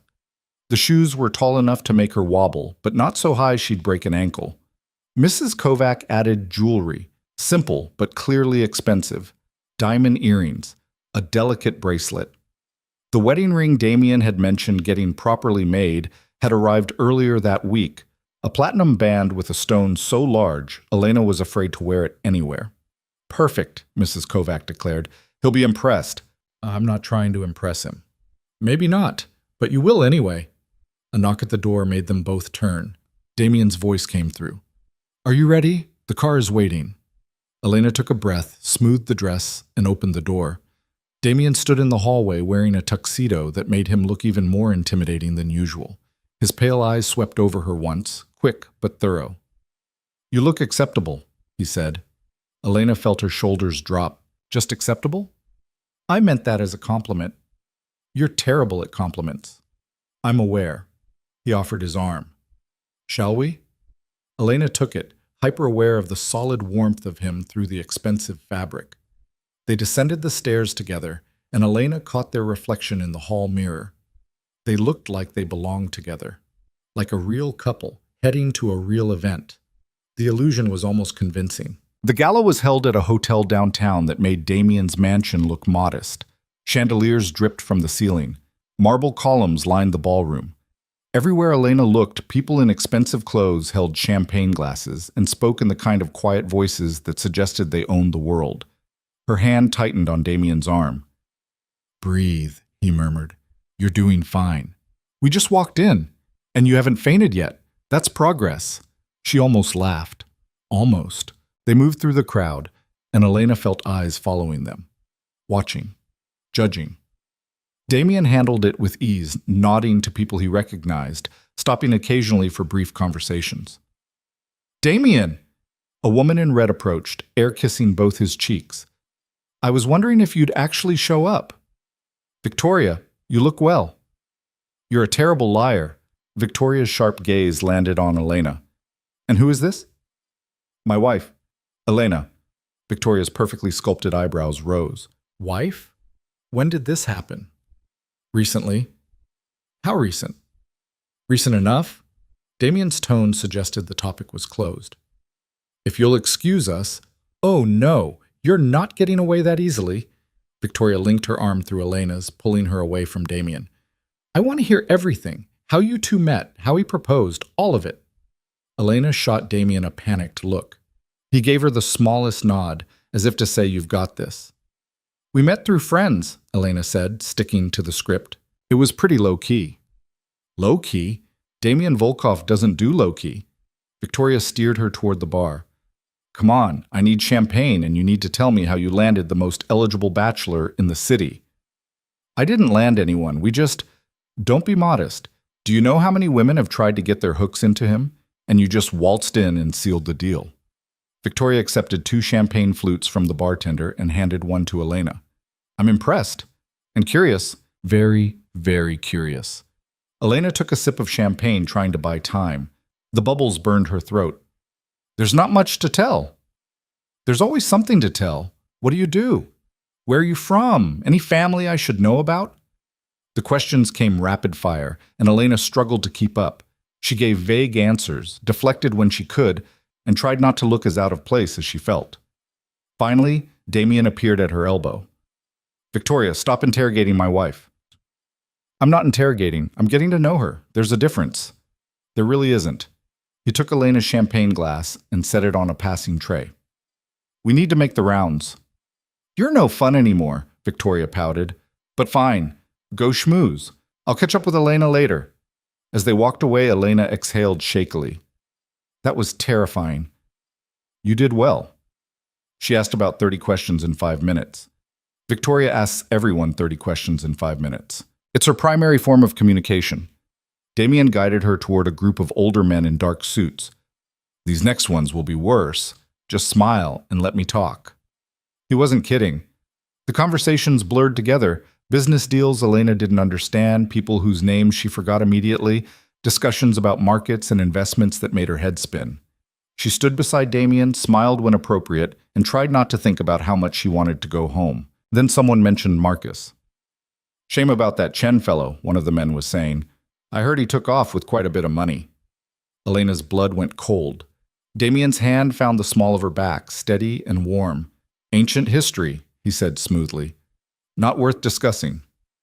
Still, must have been awkward for you, having your wife's former... I said it's not worth discussing. Damien's voice didn't rise, but something in his tone made the man go pale. Is that clear? Of course. My apologies. The group dispersed quickly after that. Damien kept his hand on Elena's back, steering her toward a quiet corner. Are you all right? He asked. Everyone knows. Her voice came out thin. They all know about Marcus, about what happened. Some of them suspect. Very few know the full story. That man clearly did. Richard knows because he enjoys gossip, and because he's an idiot who doesn't understand when to keep his mouth shut. Damien turned her to face him. Look at me. Elena forced herself to meet his eyes. You did nothing wrong, he said firmly. Marcus made his choices. You were a victim of them. Anyone who judges you for that isn't worth your concern. Easy for you to say. You're not the one everyone's whispering about. Yes, I am. I married a woman no one's heard of after being single for years. They're absolutely whispering. His mouth curved slightly. The difference is, I don't care what they think. I wish I could do that. You can. You just choose not to. He glanced over her shoulder. Come on. I want you to meet someone who might actually be pleasant. The someone turned out to be an older couple, warm and welcoming in a way that made Elena's shoulders relax slightly. They asked her about Rosie, seemed genuinely interested in her answers, and didn't once bring up Marcus or money or anything uncomfortable. By the time dinner was announced, Elena felt marginally less like she was drowning. The meal was elaborate, course after course of food Elena barely tasted. Damien sat beside her, occasionally murmuring explanations of who people were or what certain conversations meant. His hand rested on the back of her chair, not quite touching her, but close enough that she could feel the warmth of it. It should have felt intrusive. Instead, it felt oddly grounding. After dinner came dancing. Elena's stomach dropped when Damien stood and offered his hand. I don't know how to dance, she hissed. Not like this. It's easy. Just follow my lead. That's what people say when it's not easy. Trust me. She didn't, not really, but she took his hand anyway because refusing would draw more attention than stumbling through a dance. He led her to the floor, where other couples were already swaying to music played by a live orchestra. His hand settled on her waist, the other holding hers. Elena tried to remember what she'd seen in movies, where to put her feet, how to move. Stop thinking, Damien said quietly. Just move with me. I'm going to step on your feet. Then I'll survive. Despite her fears, it wasn't as bad as she'd expected. Damien led firmly enough that she didn't have to think too hard, just follow the pressure of his hand and try not to trip. They moved around the floor and Elena found herself relaxing incrementally. See, Damien said, you're not terrible at this. High praise. I'm serious. You're doing well tonight, better than I expected. Still not great at compliments. His mouth twitched. I'm working on it. They danced in silence for a moment. Elena became aware of how close they were, how his hand spanned almost her entire waist, how she could smell his cologne, something cedar and sharp that she was starting to associate with safety. Can I ask you something? She said. Always. Why did you really need a wife? The business partner's explanation doesn't feel complete. Damien's expression closed off slightly. That's all you need to know. Come on, we're married. I think I deserve more than the sanitized version. He was quiet for so long she thought he wouldn't answer. Then he said, I have investments in several countries with conservative cultural expectations. Being unmarried past a certain age raises questions about stability, trustworthiness. A family man is given opportunities a bachelor isn't. So it really is just about appearances. Everything in my world is about appearances. Reality is secondary. That sounds exhausting. It is. His eyes met hers. But it's also effective. The song ended. Damien stepped back, creating distance again. Elena felt the loss of his warmth immediately. I need to speak with someone, he said. Will you be all right for a few minutes? I'll survive. He nodded and disappeared into the crowd. Elena stood alone on the edge of the dance floor, trying not to feel abandoned. Mrs. Volkov? She turned to find a young man, mid-20s, expensive suit, friendly smile. I'm James Kensington. My father does business with your husband. He offered his hand. I wanted to introduce myself. Elena shook it, grateful for a friendly face. Nice to meet you. I have to say, you've caused quite a stir tonight. Damien getting married was not on anyone's bingo card. So I've gathered. For what it's worth, I think it's great. He's always so serious. Maybe you'll loosen him up. James gestured toward the bar. Can I get you a drink? You look like you could use one. Elena hesitated, then nodded. Sure. Thank you. They walked to the bar together, James chatting easily about nothing important. It was nice, actually. Normal. The first normal conversation she'd had all night. She didn't see the woman approaching until it was too late. Well, well. The voice was cold, sharp. So this is the famous new wife. Elena turned to find a stunning blonde in a dress that probably cost more than Elena's car. The woman looked her up and down with undisguised contempt. I'm sorry, Elena said. Have we met? Not officially. I'm Natasha Fedorova. She said it like Elena should recognize the name. When Elena's face stayed blank, Natasha's smile turned vicious. Damien's ex-girlfriend. Elena's stomach dropped. Oh. Oh, indeed, sighed some. Natasha moved closer, invading Elena's space. I have to say, you're not what I expected. I thought he'd upgrade, not downgrade. James shifted uncomfortably beside Elena. Natasha, maybe what, James? Maybe I should welcome her to the family? Pretend I'm happy about this? Natasha's eyes were hard. She trapped him. Some nobody with a kid probably got pregnant on purpose. It's pathetic. Heat flooded Elena's face. I didn't trap anyone. Please, you think Damien would marry someone like you otherwise? You're a charity case, a pity project. Natasha leaned in. And when he gets bored, and he will get bored, he'll throw you back to whatever gutter he found you in. Elena's hands were shaking. She wanted to defend herself, to say something cutting back, but her throat had closed up. Then Damien's voice cut through the tension like a knife. Natasha, walk away. The blonde spun around. Damien, I was just getting to know your wife. You were insulting her. I heard every word. He stepped between them, his presence suddenly protective. Leave. Now. You can't be serious about her. This whole thing is ridiculous. I won't ask again. Something in his tone made Natasha go pale. She shot Elena one last venomous look, then stalked off, heels clicking against the marble floor. Damien turned to Elena. Are you all right? Fine. The word came out steady, even though she felt like she might throw up. I'm fine. You're not. He took her arm.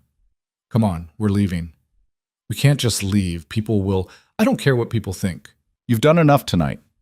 He guided her toward the exit, not rushing, but not slowing down either. Elena caught glimpses of surprised faces, heard whispered comments, but Damien didn't acknowledge any of it.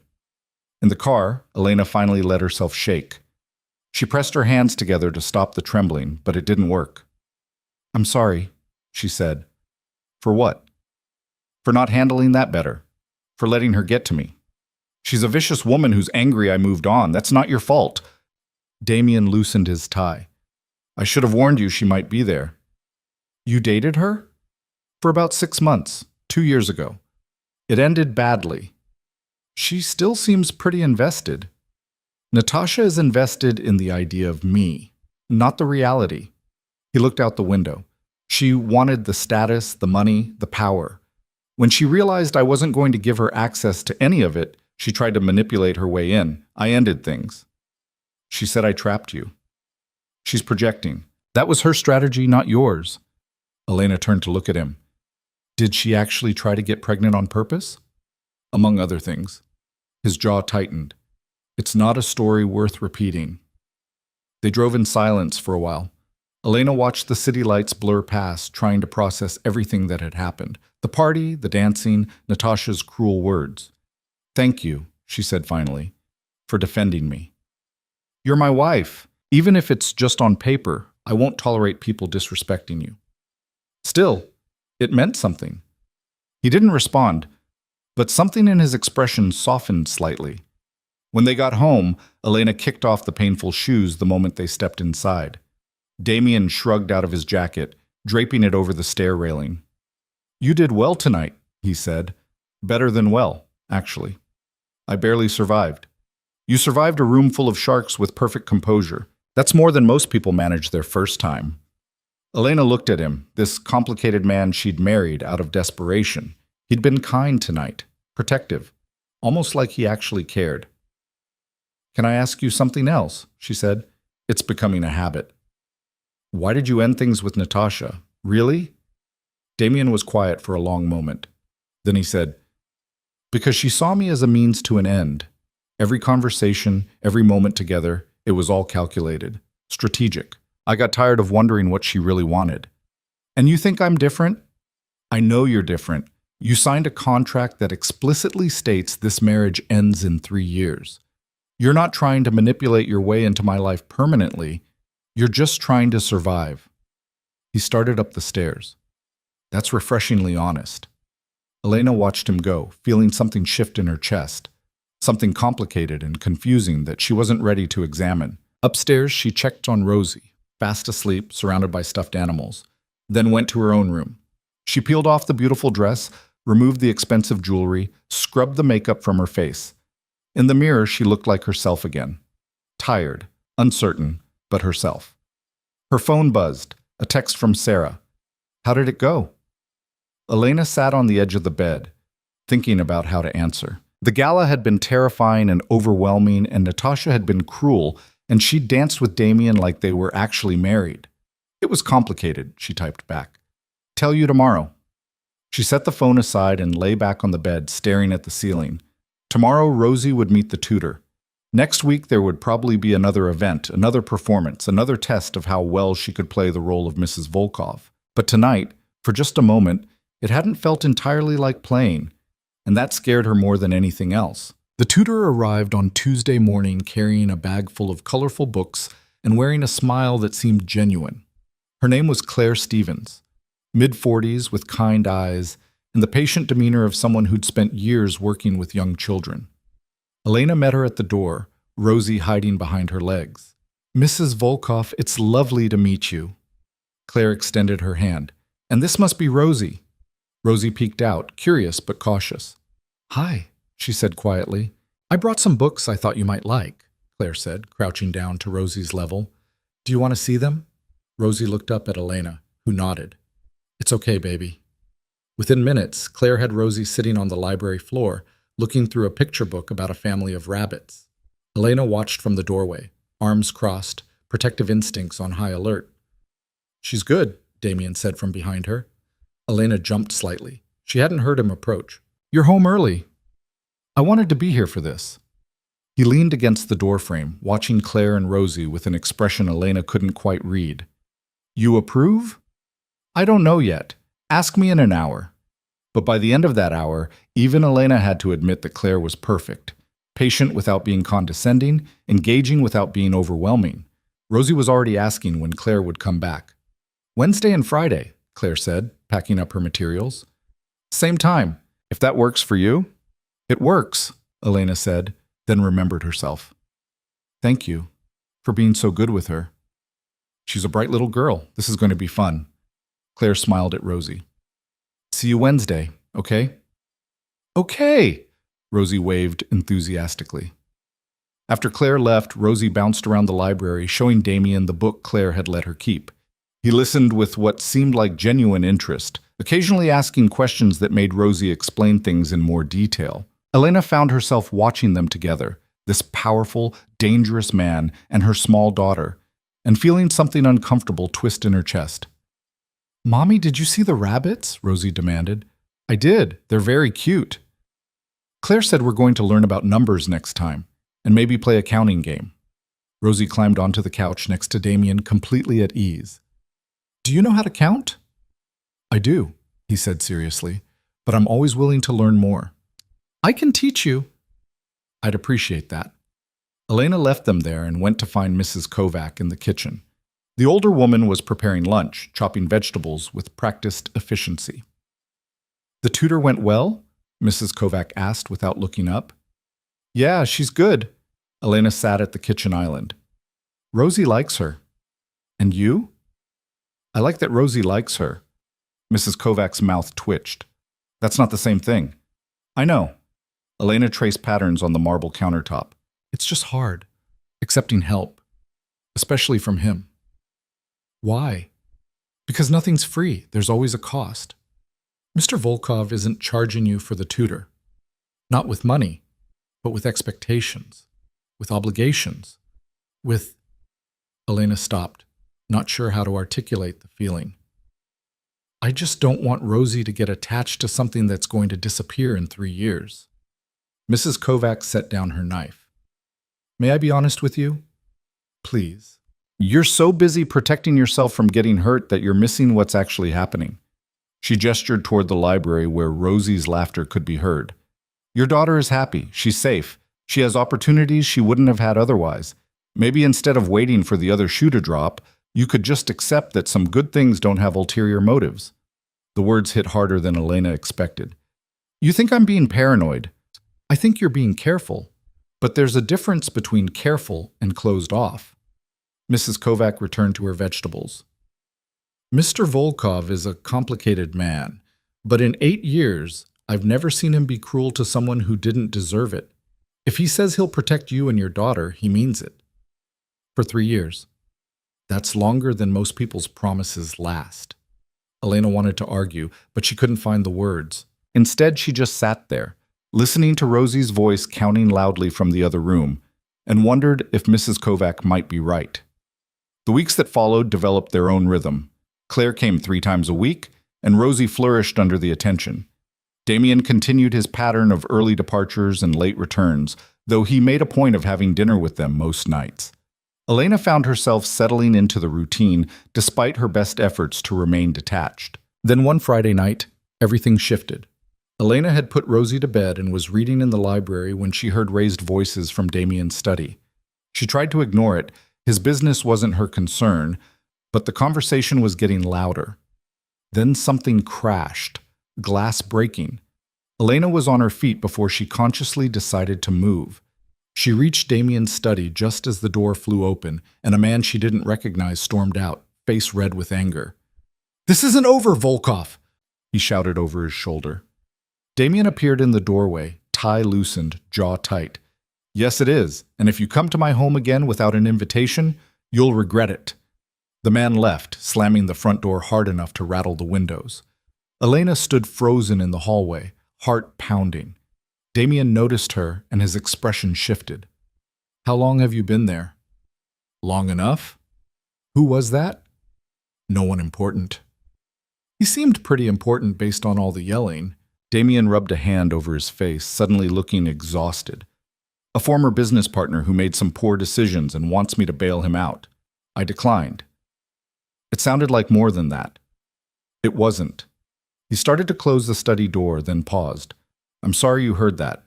It won't happen again." "Damien, wait." Elena moved closer. "Are you okay? Your hand is bleeding." He glanced down at his knuckles, where blood was seeping through a cut. "It's fine." "It's not fine. Come on." She grabbed his arm before he could protest and pulled him toward the kitchen. He followed, surprisingly compliant. Elena sat him at the island and went searching for the first aid kit Mrs. Kovac kept under the sink. "I can handle it myself," Damien said. "I'm sure you can, but I'm handling it anyway." She found the kit and returned, taking his hand. The cut wasn't deep, but glass was embedded in the skin. "What did you punch?" "A whiskey glass." Not my smartest moment. Clearly. She cleaned the wound carefully, picking out small shards with tweezers. Damien watched her work, silent. "This is going to sting." She applied antiseptic. He didn't flinch. "You're good at this," he observed. "Rosie's 4. I've had practice with scraped knees and splinters." She wrapped his hand in gauze. "There, try not to punch any more glassware." "I'll do my best." They sat in silence for a moment. Elena could see the tension in Damien's shoulders, the tightness around his eyes. Whatever that argument had been about, it had gotten to him. "Do you want to talk about it?" she asked. "No." "Okay." She started packing up the first aid kit. "He accused me of stealing from him," Damien said suddenly. "Said I manipulated contracts and cut him out of profits he was owed. All lies, but he's threatening to go to authorities, make a formal complaint." "Can he actually do that?" "He can file paperwork. It won't go anywhere. The contracts are airtight, and I have documentation for everything." Damien's jaw clenched. "But it's the principle." I gave him opportunities when no one else would. I trusted him, and this is how he repays it. Sounds like Marcus, Elena said quietly. Damien looked at her sharply. What? Blaming someone else for his own failures, making himself the victim when he's actually the one who screwed up. She met his eyes. Some people can't accept responsibility for their choices. He stared at her for a long moment. Then something in his expression softened. You understand. More than you'd think. She hesitated, then added, I'm sorry that happened, that someone you trusted betrayed you. It's business. It happens. That doesn't make it hurt less. The vulnerability that flickered across his face was gone so quickly, Elena almost thought she'd imagined it. But it had been there, real and raw and human. Thank you, he said, for the bandage and for listening. Anytime. He stood, flexing his injured hand. I should finish some work. Good night, Elena. Good night. She watched him leave, then sat alone in the quiet kitchen, trying to process what had just happened. She'd seen behind his mask for just a moment, seen the person underneath all the cold control, and it had made him seem less like a stranger and more like someone she could actually know. The next morning, Elena woke to Rosie bouncing on her bed. Mommy, wake up! I'm awake. What's wrong? Nothing's wrong. Damien said we can go to the city today. All of us. He said there's a museum with dinosaurs and we can see them if you say yes. Please say yes. Elena sat up, brain still foggy. He said that. Yes. He's downstairs eating breakfast and he said to come ask you. Can we go, please? Elena rubbed her eyes. Let me talk to him first. Go brush your teeth. Rosie sprinted off, already planning her dinosaur adventure. Elena dragged herself out of bed and downstairs, still in pajamas. Damien sat in the dining room with coffee and a newspaper. He looked up when she entered. Dinosaurs? Elena said. The Natural History Museum has an impressive paleontology wing. I thought Rosie might enjoy it. Since when do you take Saturdays off? Since I realized I haven't had a full day off in 3 months. He set down the paper. If you'd rather not go? No, I want to. It's just unexpected. Good unexpected or bad unexpected? Elena considered. Good, I think. Rosie's already vibrating with excitement. Then we'll leave in an hour.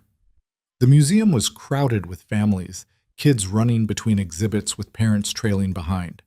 Rosie's eyes went huge the moment they walked into the dinosaur hall and saw the massive T-Rex skeleton looming above them. It's so big, she breathed. That's a Tyrannosaurus Rex, Damien said. One of the largest carnivorous dinosaurs that ever lived. What's carnivorous mean? It means it ate meat. Rosie's eyes got even wider. Like chicken nuggets? Elena laughed. Sort of, but bigger. They spent 2 hours wandering through exhibits, Damien explaining things in terms Rosie could understand while Elena watched in mild amazement. She hadn't expected him to know so much about dinosaurs or to be so patient with Rosie's endless questions. How do you know all this? She asked when Rosie ran ahead to look at a Triceratops skeleton. I read a lot as a child. Dinosaurs were a particular interest. You were a dinosaur kid? Is that surprising? A little. I'm having trouble picturing mini Damien obsessing over fossils. His mouth curved slightly. I was a strange child. Quiet. Serious. More interested in books than people. What changed? Life. Reality. The understanding that books don't prepare you for actual survival. He watched Rosie point excitedly at something on the skeleton, but I still remember finding the subject fascinating. They continued through the museum, stopping at the gift shop on the way out. Rosie found a stuffed Triceratops and hugged it like it was the most precious thing in the world. Can I get it? She asked Elena. Elena checked the price tag and winced. $25 for a stuffed animal was ridiculous. Maybe something smaller. Get it, Damien said. He was already pulling out his wallet. You don't have to do that. I know I don't have to. I want to. He handed his card to the cashier before Elena could argue. Rosie clutched her new dinosaur. Thank you, Damien. You're welcome. Outside, the afternoon sun was warm. They walked to a nearby park, and Rosie ran ahead to the playground. This was nice, Elena said, settling onto a bench where she could watch Rosie. Thank you for suggesting it. You sound surprised. I am a little. This feels almost normal. We're three people spending a Saturday together. That's fairly normal. We're a fake married couple and a 4-year-old spending a Saturday pretending to be a real family. That's not normal at all. Damien sat beside her, stretching his long legs out. Does it matter, real or fake, if everyone involved is enjoying themselves? Philosophically complicated question for a dinosaur museum trip. I contain multitudes. Elena laughed despite herself. Did you just quote Walt Whitman? I told you, I read a lot as a child. They sat in comfortable silence, watching Rosie go down the slide over and over, each time announcing it was the best one yet. Can I ask you something? Elena said eventually. You ask me a lot of things, and you rarely answer honestly. Fair point. What do you want to know? Why did you really suggest this today? The museum, I mean. Damien was quiet for a moment. Yesterday you saw me at my worst. Angry, losing control, punching glassware like a teenager. I wanted to show you that's not all I am. The honesty surprised her. I didn't think less of you for that. Didn't you? No, I thought you seemed human. She turned to look at him. You're always so controlled, so measured. Seeing you actually feel something was kind of a relief. Most people prefer the controlled version. Most people don't live with you. He met her gaze and something passed between them. Something Elena couldn't name but felt in her chest like a physical pull. Then Rosie came running over, breaking the moment. Mommy, there's an ice cream truck. Can we get ice cream? Elena looked at Damien. He shrugged. Why not? They got ice cream. Chocolate for Rosie, vanilla for Elena, nothing for Damien, until Rosie insisted he try hers, and he took a small bite to appease her. They sat on the grass and let Rosie chatter about every dinosaur she'd seen, every fact she'd learned, every amazing thing about the day. When they finally headed back to the car, Rosie was fighting sleep, clutching her stuffed triceratops. She made it about 10 minutes into the drive before conking out completely. She's going to be impossible to wake up for dinner, Elena said, glancing back at her sleeping daughter. Then we'll skip dinner, or eat later. It's not that important. You're being remarkably flexible today. Don't get used to it. But there was warmth in his voice that hadn't been there before. Back at the estate, Damien carried Rosie upstairs without being asked. Elena followed, watching him lay her daughter gently on her bed, still clutching the dinosaur.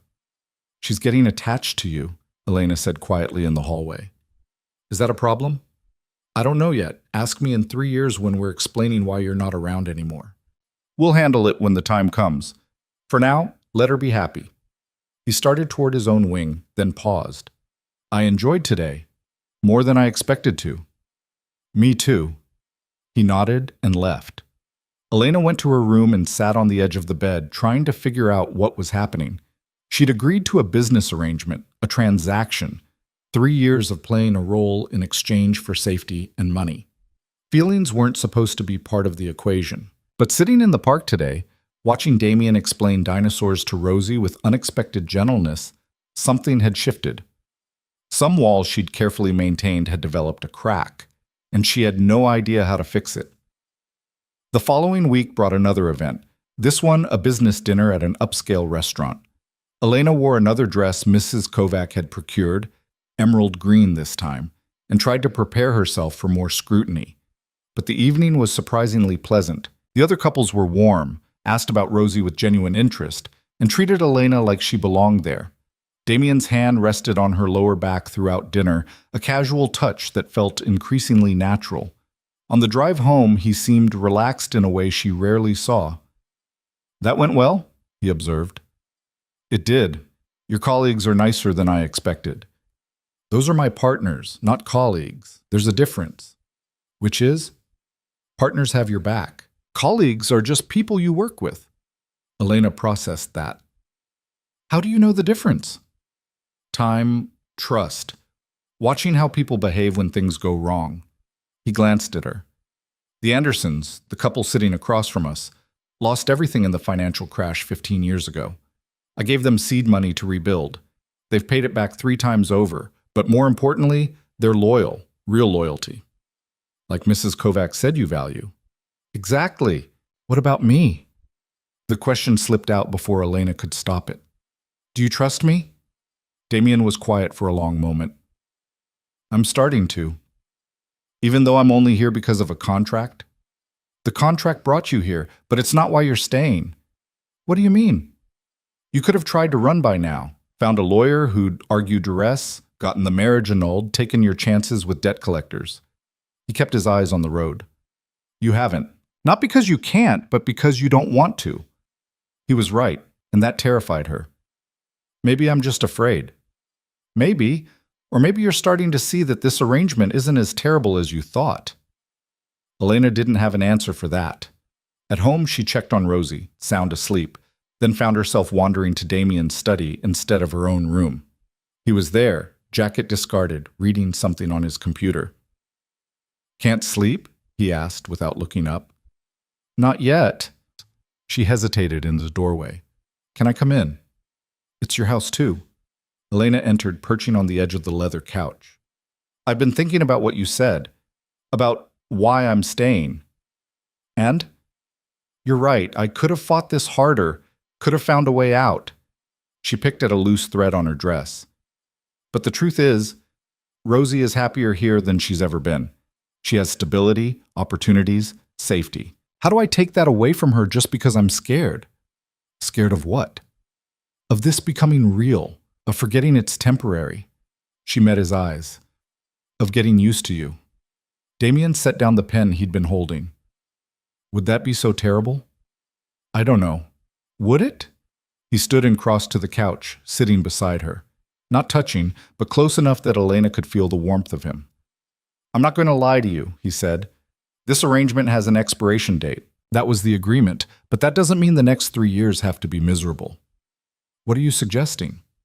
That we stop fighting what this is. We're married. We live together. We're raising your daughter together. Maybe instead of constantly reminding ourselves it's fake, we just exist in it. That sounds dangerous. Why? Because what happens when 3 years is up and we've gotten comfortable? When Rosie thinks you're permanent and you disappear? I never said I'd disappear from her life, just from being your husband. Elena blinked. What? The contract says we divorce. It doesn't say I abandon Rosie. If she wants me to stay in her life, as a friend, as someone who cares about her, I will. You'd do that? Why wouldn't I? She's a good kid. I've gotten attached too. Something in Elena's chest cracked open. I don't understand you. I'm not that complicated. Yes, you are. You're terrifying and kind and cold and gentle all at once. You defend me at parties but keep me at arm's length. You buy my daughter stuffed dinosaurs but remind me this is business. Her voice was rising. I can't figure out what you actually want. I want... Damien stopped, jaw working. I don't know what I want. That's the problem. Then we're both lost. They sat in heavy silence. Outside, wind rustled through the trees. The house settled around them with small creaks and sighs. I should go, Elena said finally. It's late. Elena, wait. She paused. Today at the museum, Damien said quietly. When Rosie was playing and you were watching her, you smiled, really smiled. I realized I hadn't seen you do that before. So I want you to do it more. This house, this arrangement, it shouldn't feel like a prison. You deserve to be happy here. Why do you care if I'm happy? He looked at her with those pale, unreadable eyes. Because somewhere in the last month, you stopped being a stranger I made a deal with and became someone I actually give a damn about. The confession hung between them, raw and honest. Elena's heart was pounding. That's not in the contract. No, it's not. This is a bad idea. Probably. We should stick to the arrangement, keep it professional. We absolutely should, but neither of them moved. Elena could feel the pull between them, magnetic and terrifying. Then Damien reached out and tucked a strand of hair behind her ear, his fingers grazing her cheek. Go to bed, Elena, he said softly. Before we both do something we can't take back. She went. But as she lay in her room staring at the ceiling, she knew something fundamental had changed. The contract said 3 years. Her heart was starting to whisper something different, and she had no idea which one to listen to. The next morning, Elena woke to sunlight streaming through windows she'd forgotten to close, and the realization that everything had shifted. Damien's words from the night before echoed in her head, that she'd stopped being a stranger, that he gave a damn about her.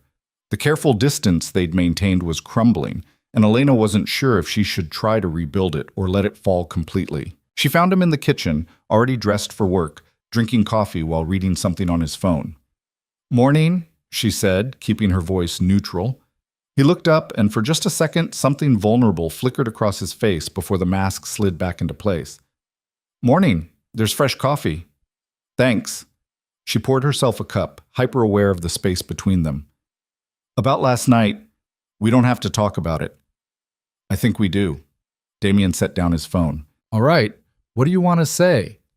Elena wrapped her hands around the warm mug, gathering her thoughts. "I think you're right, that we've been so busy maintaining walls that we're missing what's actually happening here." "Which is?" "I don't know exactly, but I know I don't hate being married to you anymore. And I know Rosie lights up when you're around, and I know that scares me because in less than 3 years, this all ends. It doesn't have to end badly. How does it end well? We get divorced and explain to my daughter why the man she's gotten attached to is leaving. We stay friends and navigate awkward holidays. There's no clean exit from this." Damien was quiet for a long moment, his jaw working like he was trying to figure out what to say. "What if we didn't exit?" Elena's heart stopped. "What? What if when 3 years is up, we evaluate where we are instead of just assuming it's over? The contract is a piece of paper, a safety net for both of us, but it doesn't have to be a death sentence." He moved closer, and Elena had to tilt her head back to meet his eyes. "I'm not asking you to decide anything now. I'm just saying maybe we don't have to spend the next 3 years counting down to an ending we're not even sure we want. You're talking about making this real. I'm talking about letting it become whatever it's going to become, without fear, without constant second-guessing." Elena's hands were shaking. She set down the coffee cup before she dropped it. "I need time to think about this." "Take all the time you need." Damien checked his watch. "I have meetings all day, but I'll be home for dinner." He started to leave, then turned back. "For what it's worth, you're the first person in years who's made me want something beyond the next business deal. That's not nothing." Then he was gone, leaving Elena alone with her racing thoughts. The weeks that followed were strange and careful, like both of them were testing the boundaries of what they'd admitted.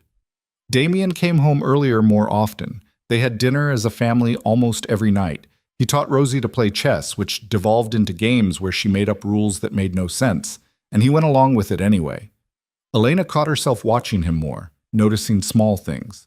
The way his voice softened when he talked to Rosie, how he always refilled Elena's coffee without asking, the scar on his left hand that he'd never explained. She was learning him, layer by careful layer, and it terrified and thrilled her in equal measure. Then Marcus resurfaced. Elena was in the garden with Rosie when Mrs. Kovac came out, face tight with concern. "There's someone at the gate," she said. "He's asking for you. Says his name is Marcus Chen." Ice flooded Elena's veins. "What?"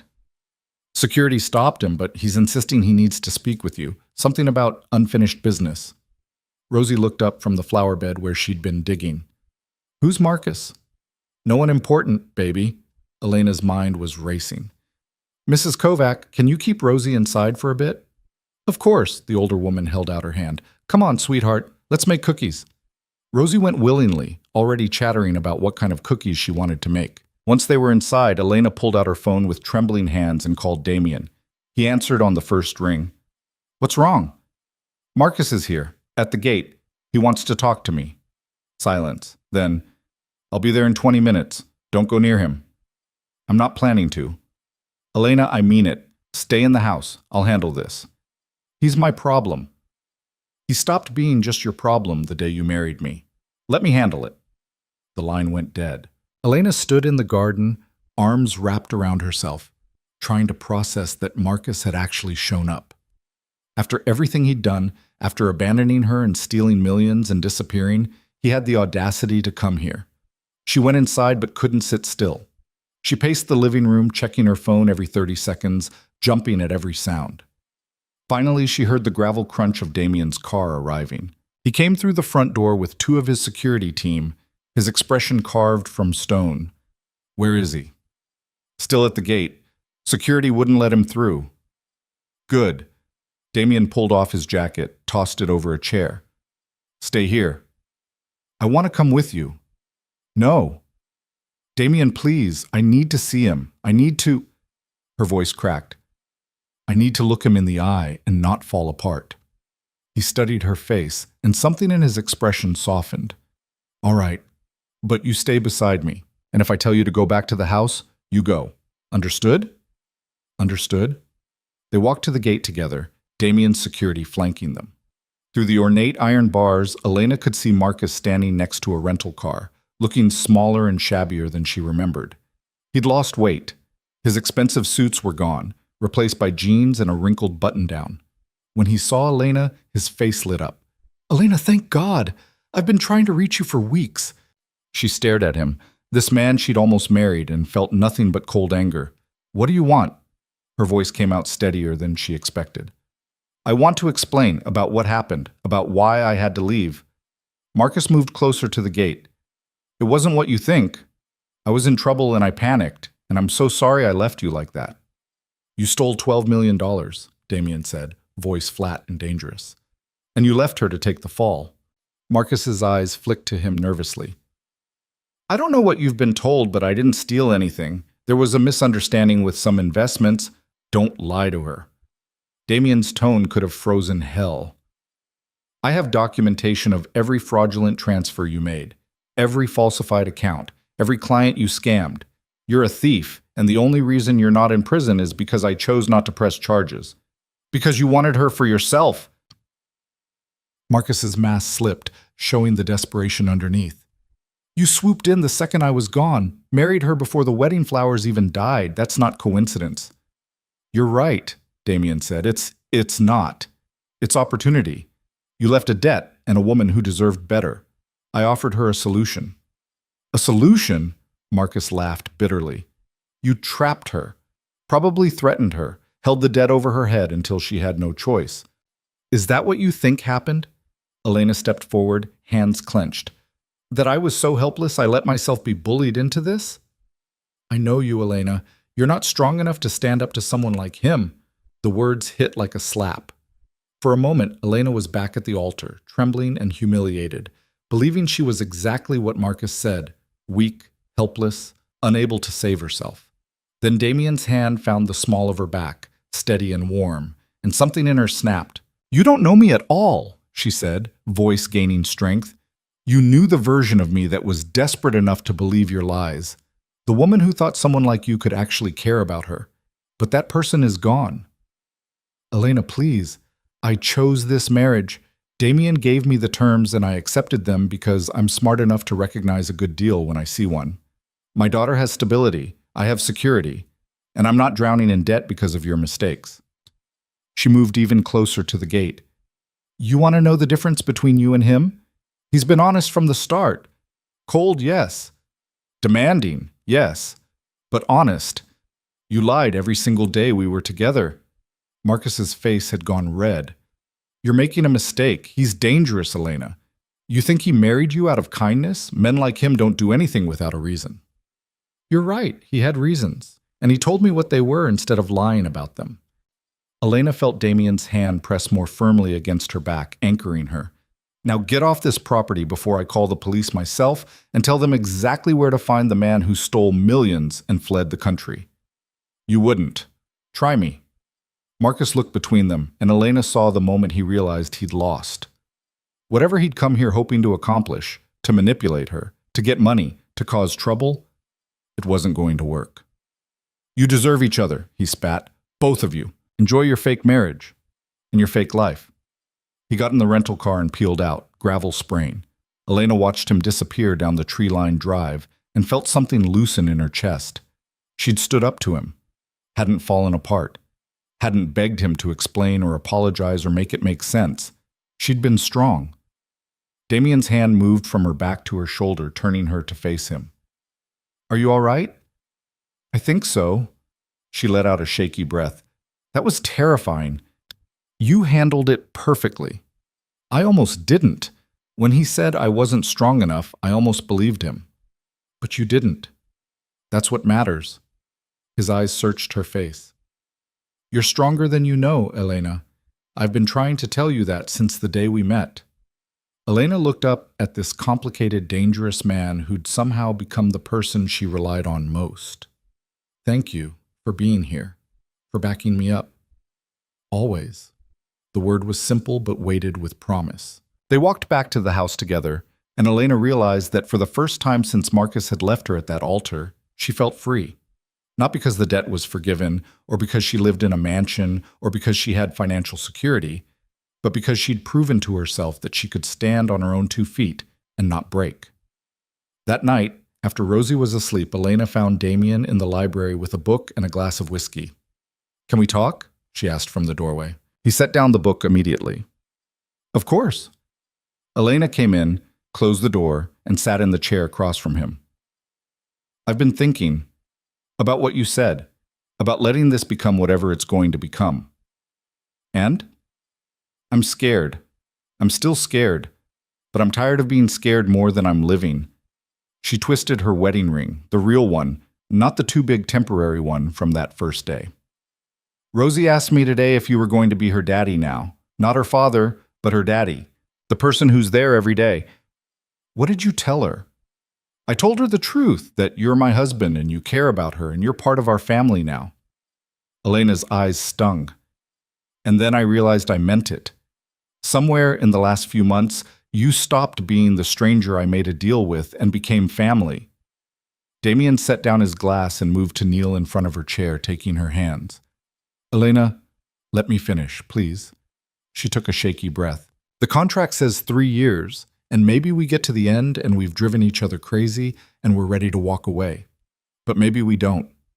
Maybe we get there and we've built something real, something worth keeping. What are you saying? I'm saying I want to try, really try.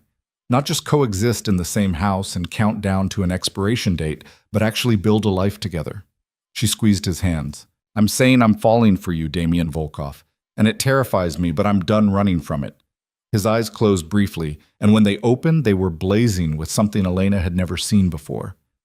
I need you to understand something. I'm not an easy man. I'm controlling and demanding, and I have enemies who might try to use you to get to me. Choosing this, choosing me, it's not going to be simple. I don't want simple. Simple was Marcus, and look how that turned out. Elena reached up to touch his face, her fingers tracing the sharp line of his jaw. I want real, complicated, messy, real. I've never done this before, he admitted quietly.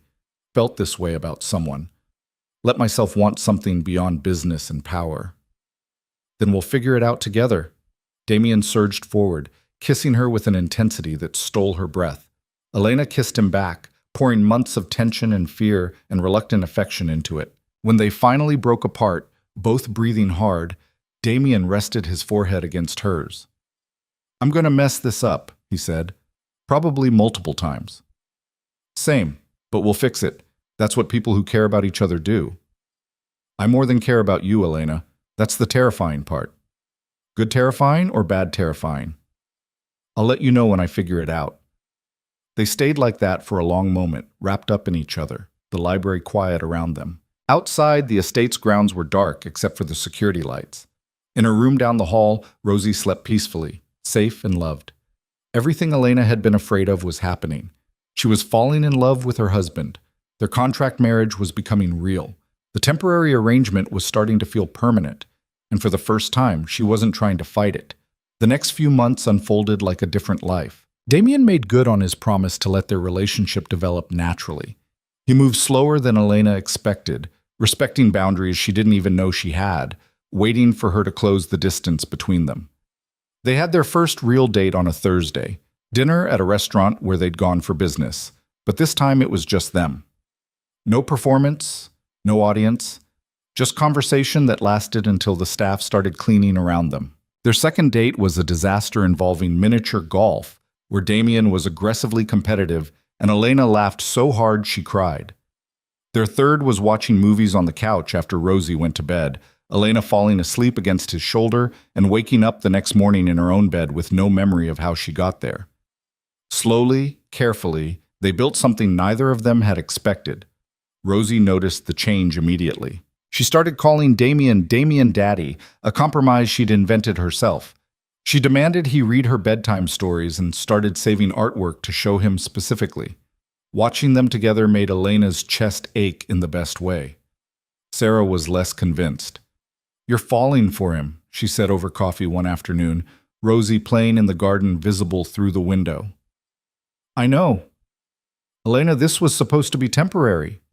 "I know that too." "So what happens when the contract is up?" Elena set down her cup. "We've talked about it, about making this real, actually staying married." Sarah's eyes widened. "Are you serious?" "I think so. I mean, we haven't decided anything concrete, but the option's there." "Do you love him?" It was the question Elena had been avoiding asking herself. But sitting here with her best friend, she couldn't dodge it anymore. "Yeah," she said quietly. "I think I do." "But does he love you?" "He hasn't said it, but he shows it. In the way he takes care of us, the way he looks at Rosie, the way he holds my hand at events like he's afraid I'll disappear." Elena smiled despite herself. "He's not good with words, but his actions say plenty." Sarah reached across the table to squeeze her hand. "I just don't want you to get hurt." "I might. Love doesn't come with guarantees." Elena thought about the woman she'd been 6 months ago, standing at an altar in a borrowed dress, believing she needed someone to save her. "But I'd rather take the risk than spend the rest of my life wondering what could have been." "When did you get so brave?" "When I realized I had to be. For Rosie. For myself." She paused. "Damien helped with that. He sees me differently than anyone else ever has. Not as someone who needs saving, but as someone capable of saving myself." "That's actually beautiful," Sarah admitted. "I hate it, but it's beautiful." Elena laughed.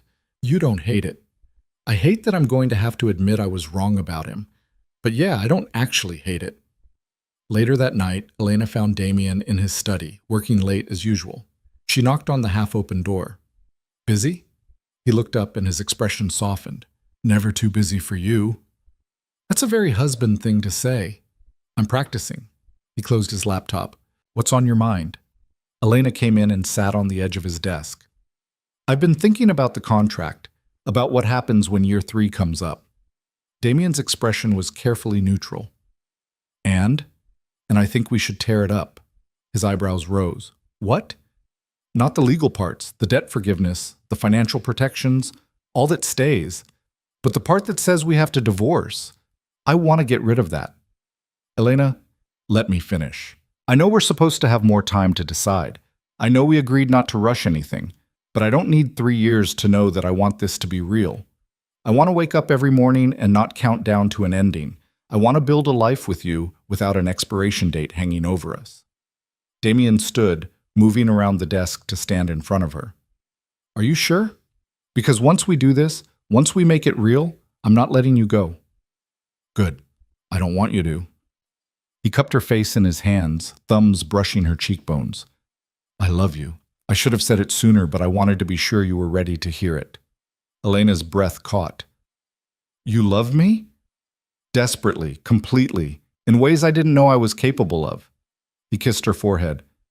"You've transformed my life, Elena. This house was just a building before you and Rosie. Now it's home." Tears spilled down her cheeks. "I love you too, so much it scares me." "Good. We'll be terrified together."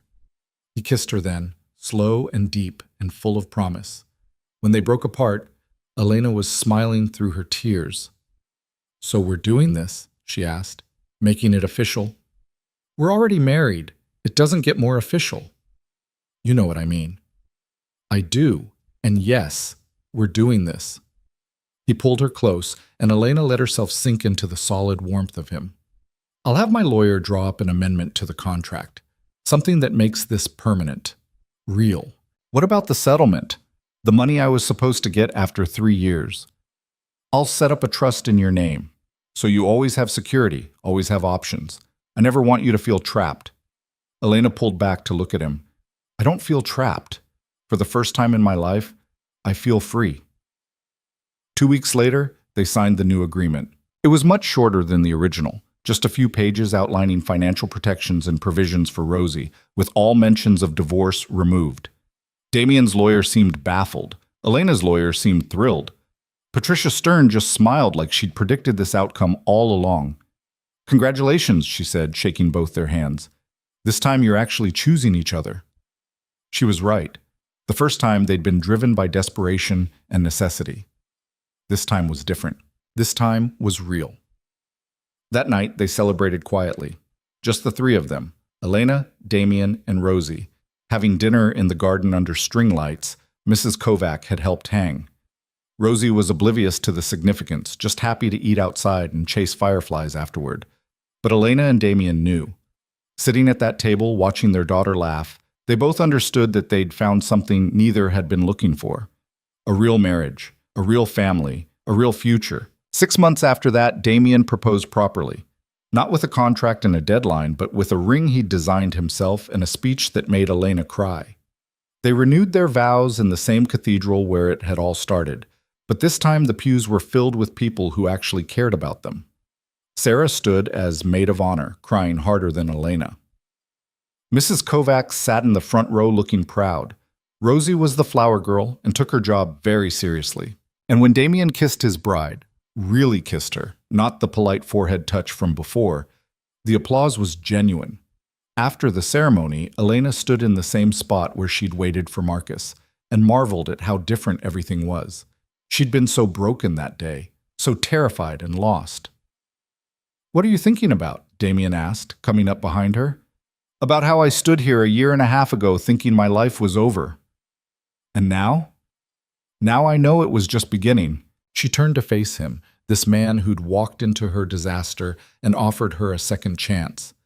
"Thank you." "For what?" "For seeing something in me worth protecting, worth investing in, worth loving." "That was the easy part. You made yourself worth all those things. I just had the good sense to notice." Rosie ran over, dress already grass-stained, flowers falling out of her hair. "Can we do the cake now?" Elena laughed. "Yes, baby, we can do the cake now." They walked back to the reception together, hand in hand in hand. A family that had been forged in desperation but had grown into something beautiful through choice. Years later, when people asked Elena how she and Damien met, she'd smile and say they'd found each other at exactly the right time. She didn't mention the abandoned first wedding or the contract or the fact that they'd started as strangers bound by legal obligation. Because that wasn't the real story. The real story was about a woman who learned she was stronger than she knew. About a man who learned to let someone past his walls. About a little girl who gained a father who loved her without reservation.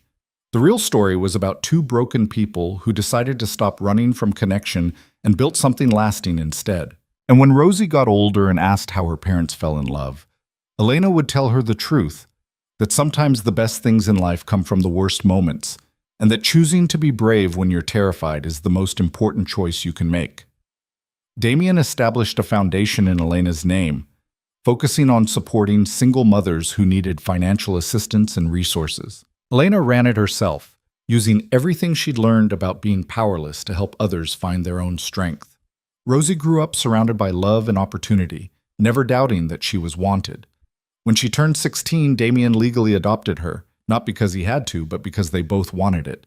And Elena, the woman who'd once stood trembling at an altar, abandoned and humiliated, learned that the person who saves you doesn't have to be someone else. Sometimes, with the right support and the courage to take a chance, you save yourself. The rest is just finding someone strong enough to stand beside you while you do. And Elena had found that person in the last place she'd expected to look, in a stranger with cold eyes who'd walked into her catastrophe and offered her not rescue, but partnership. That made all the difference.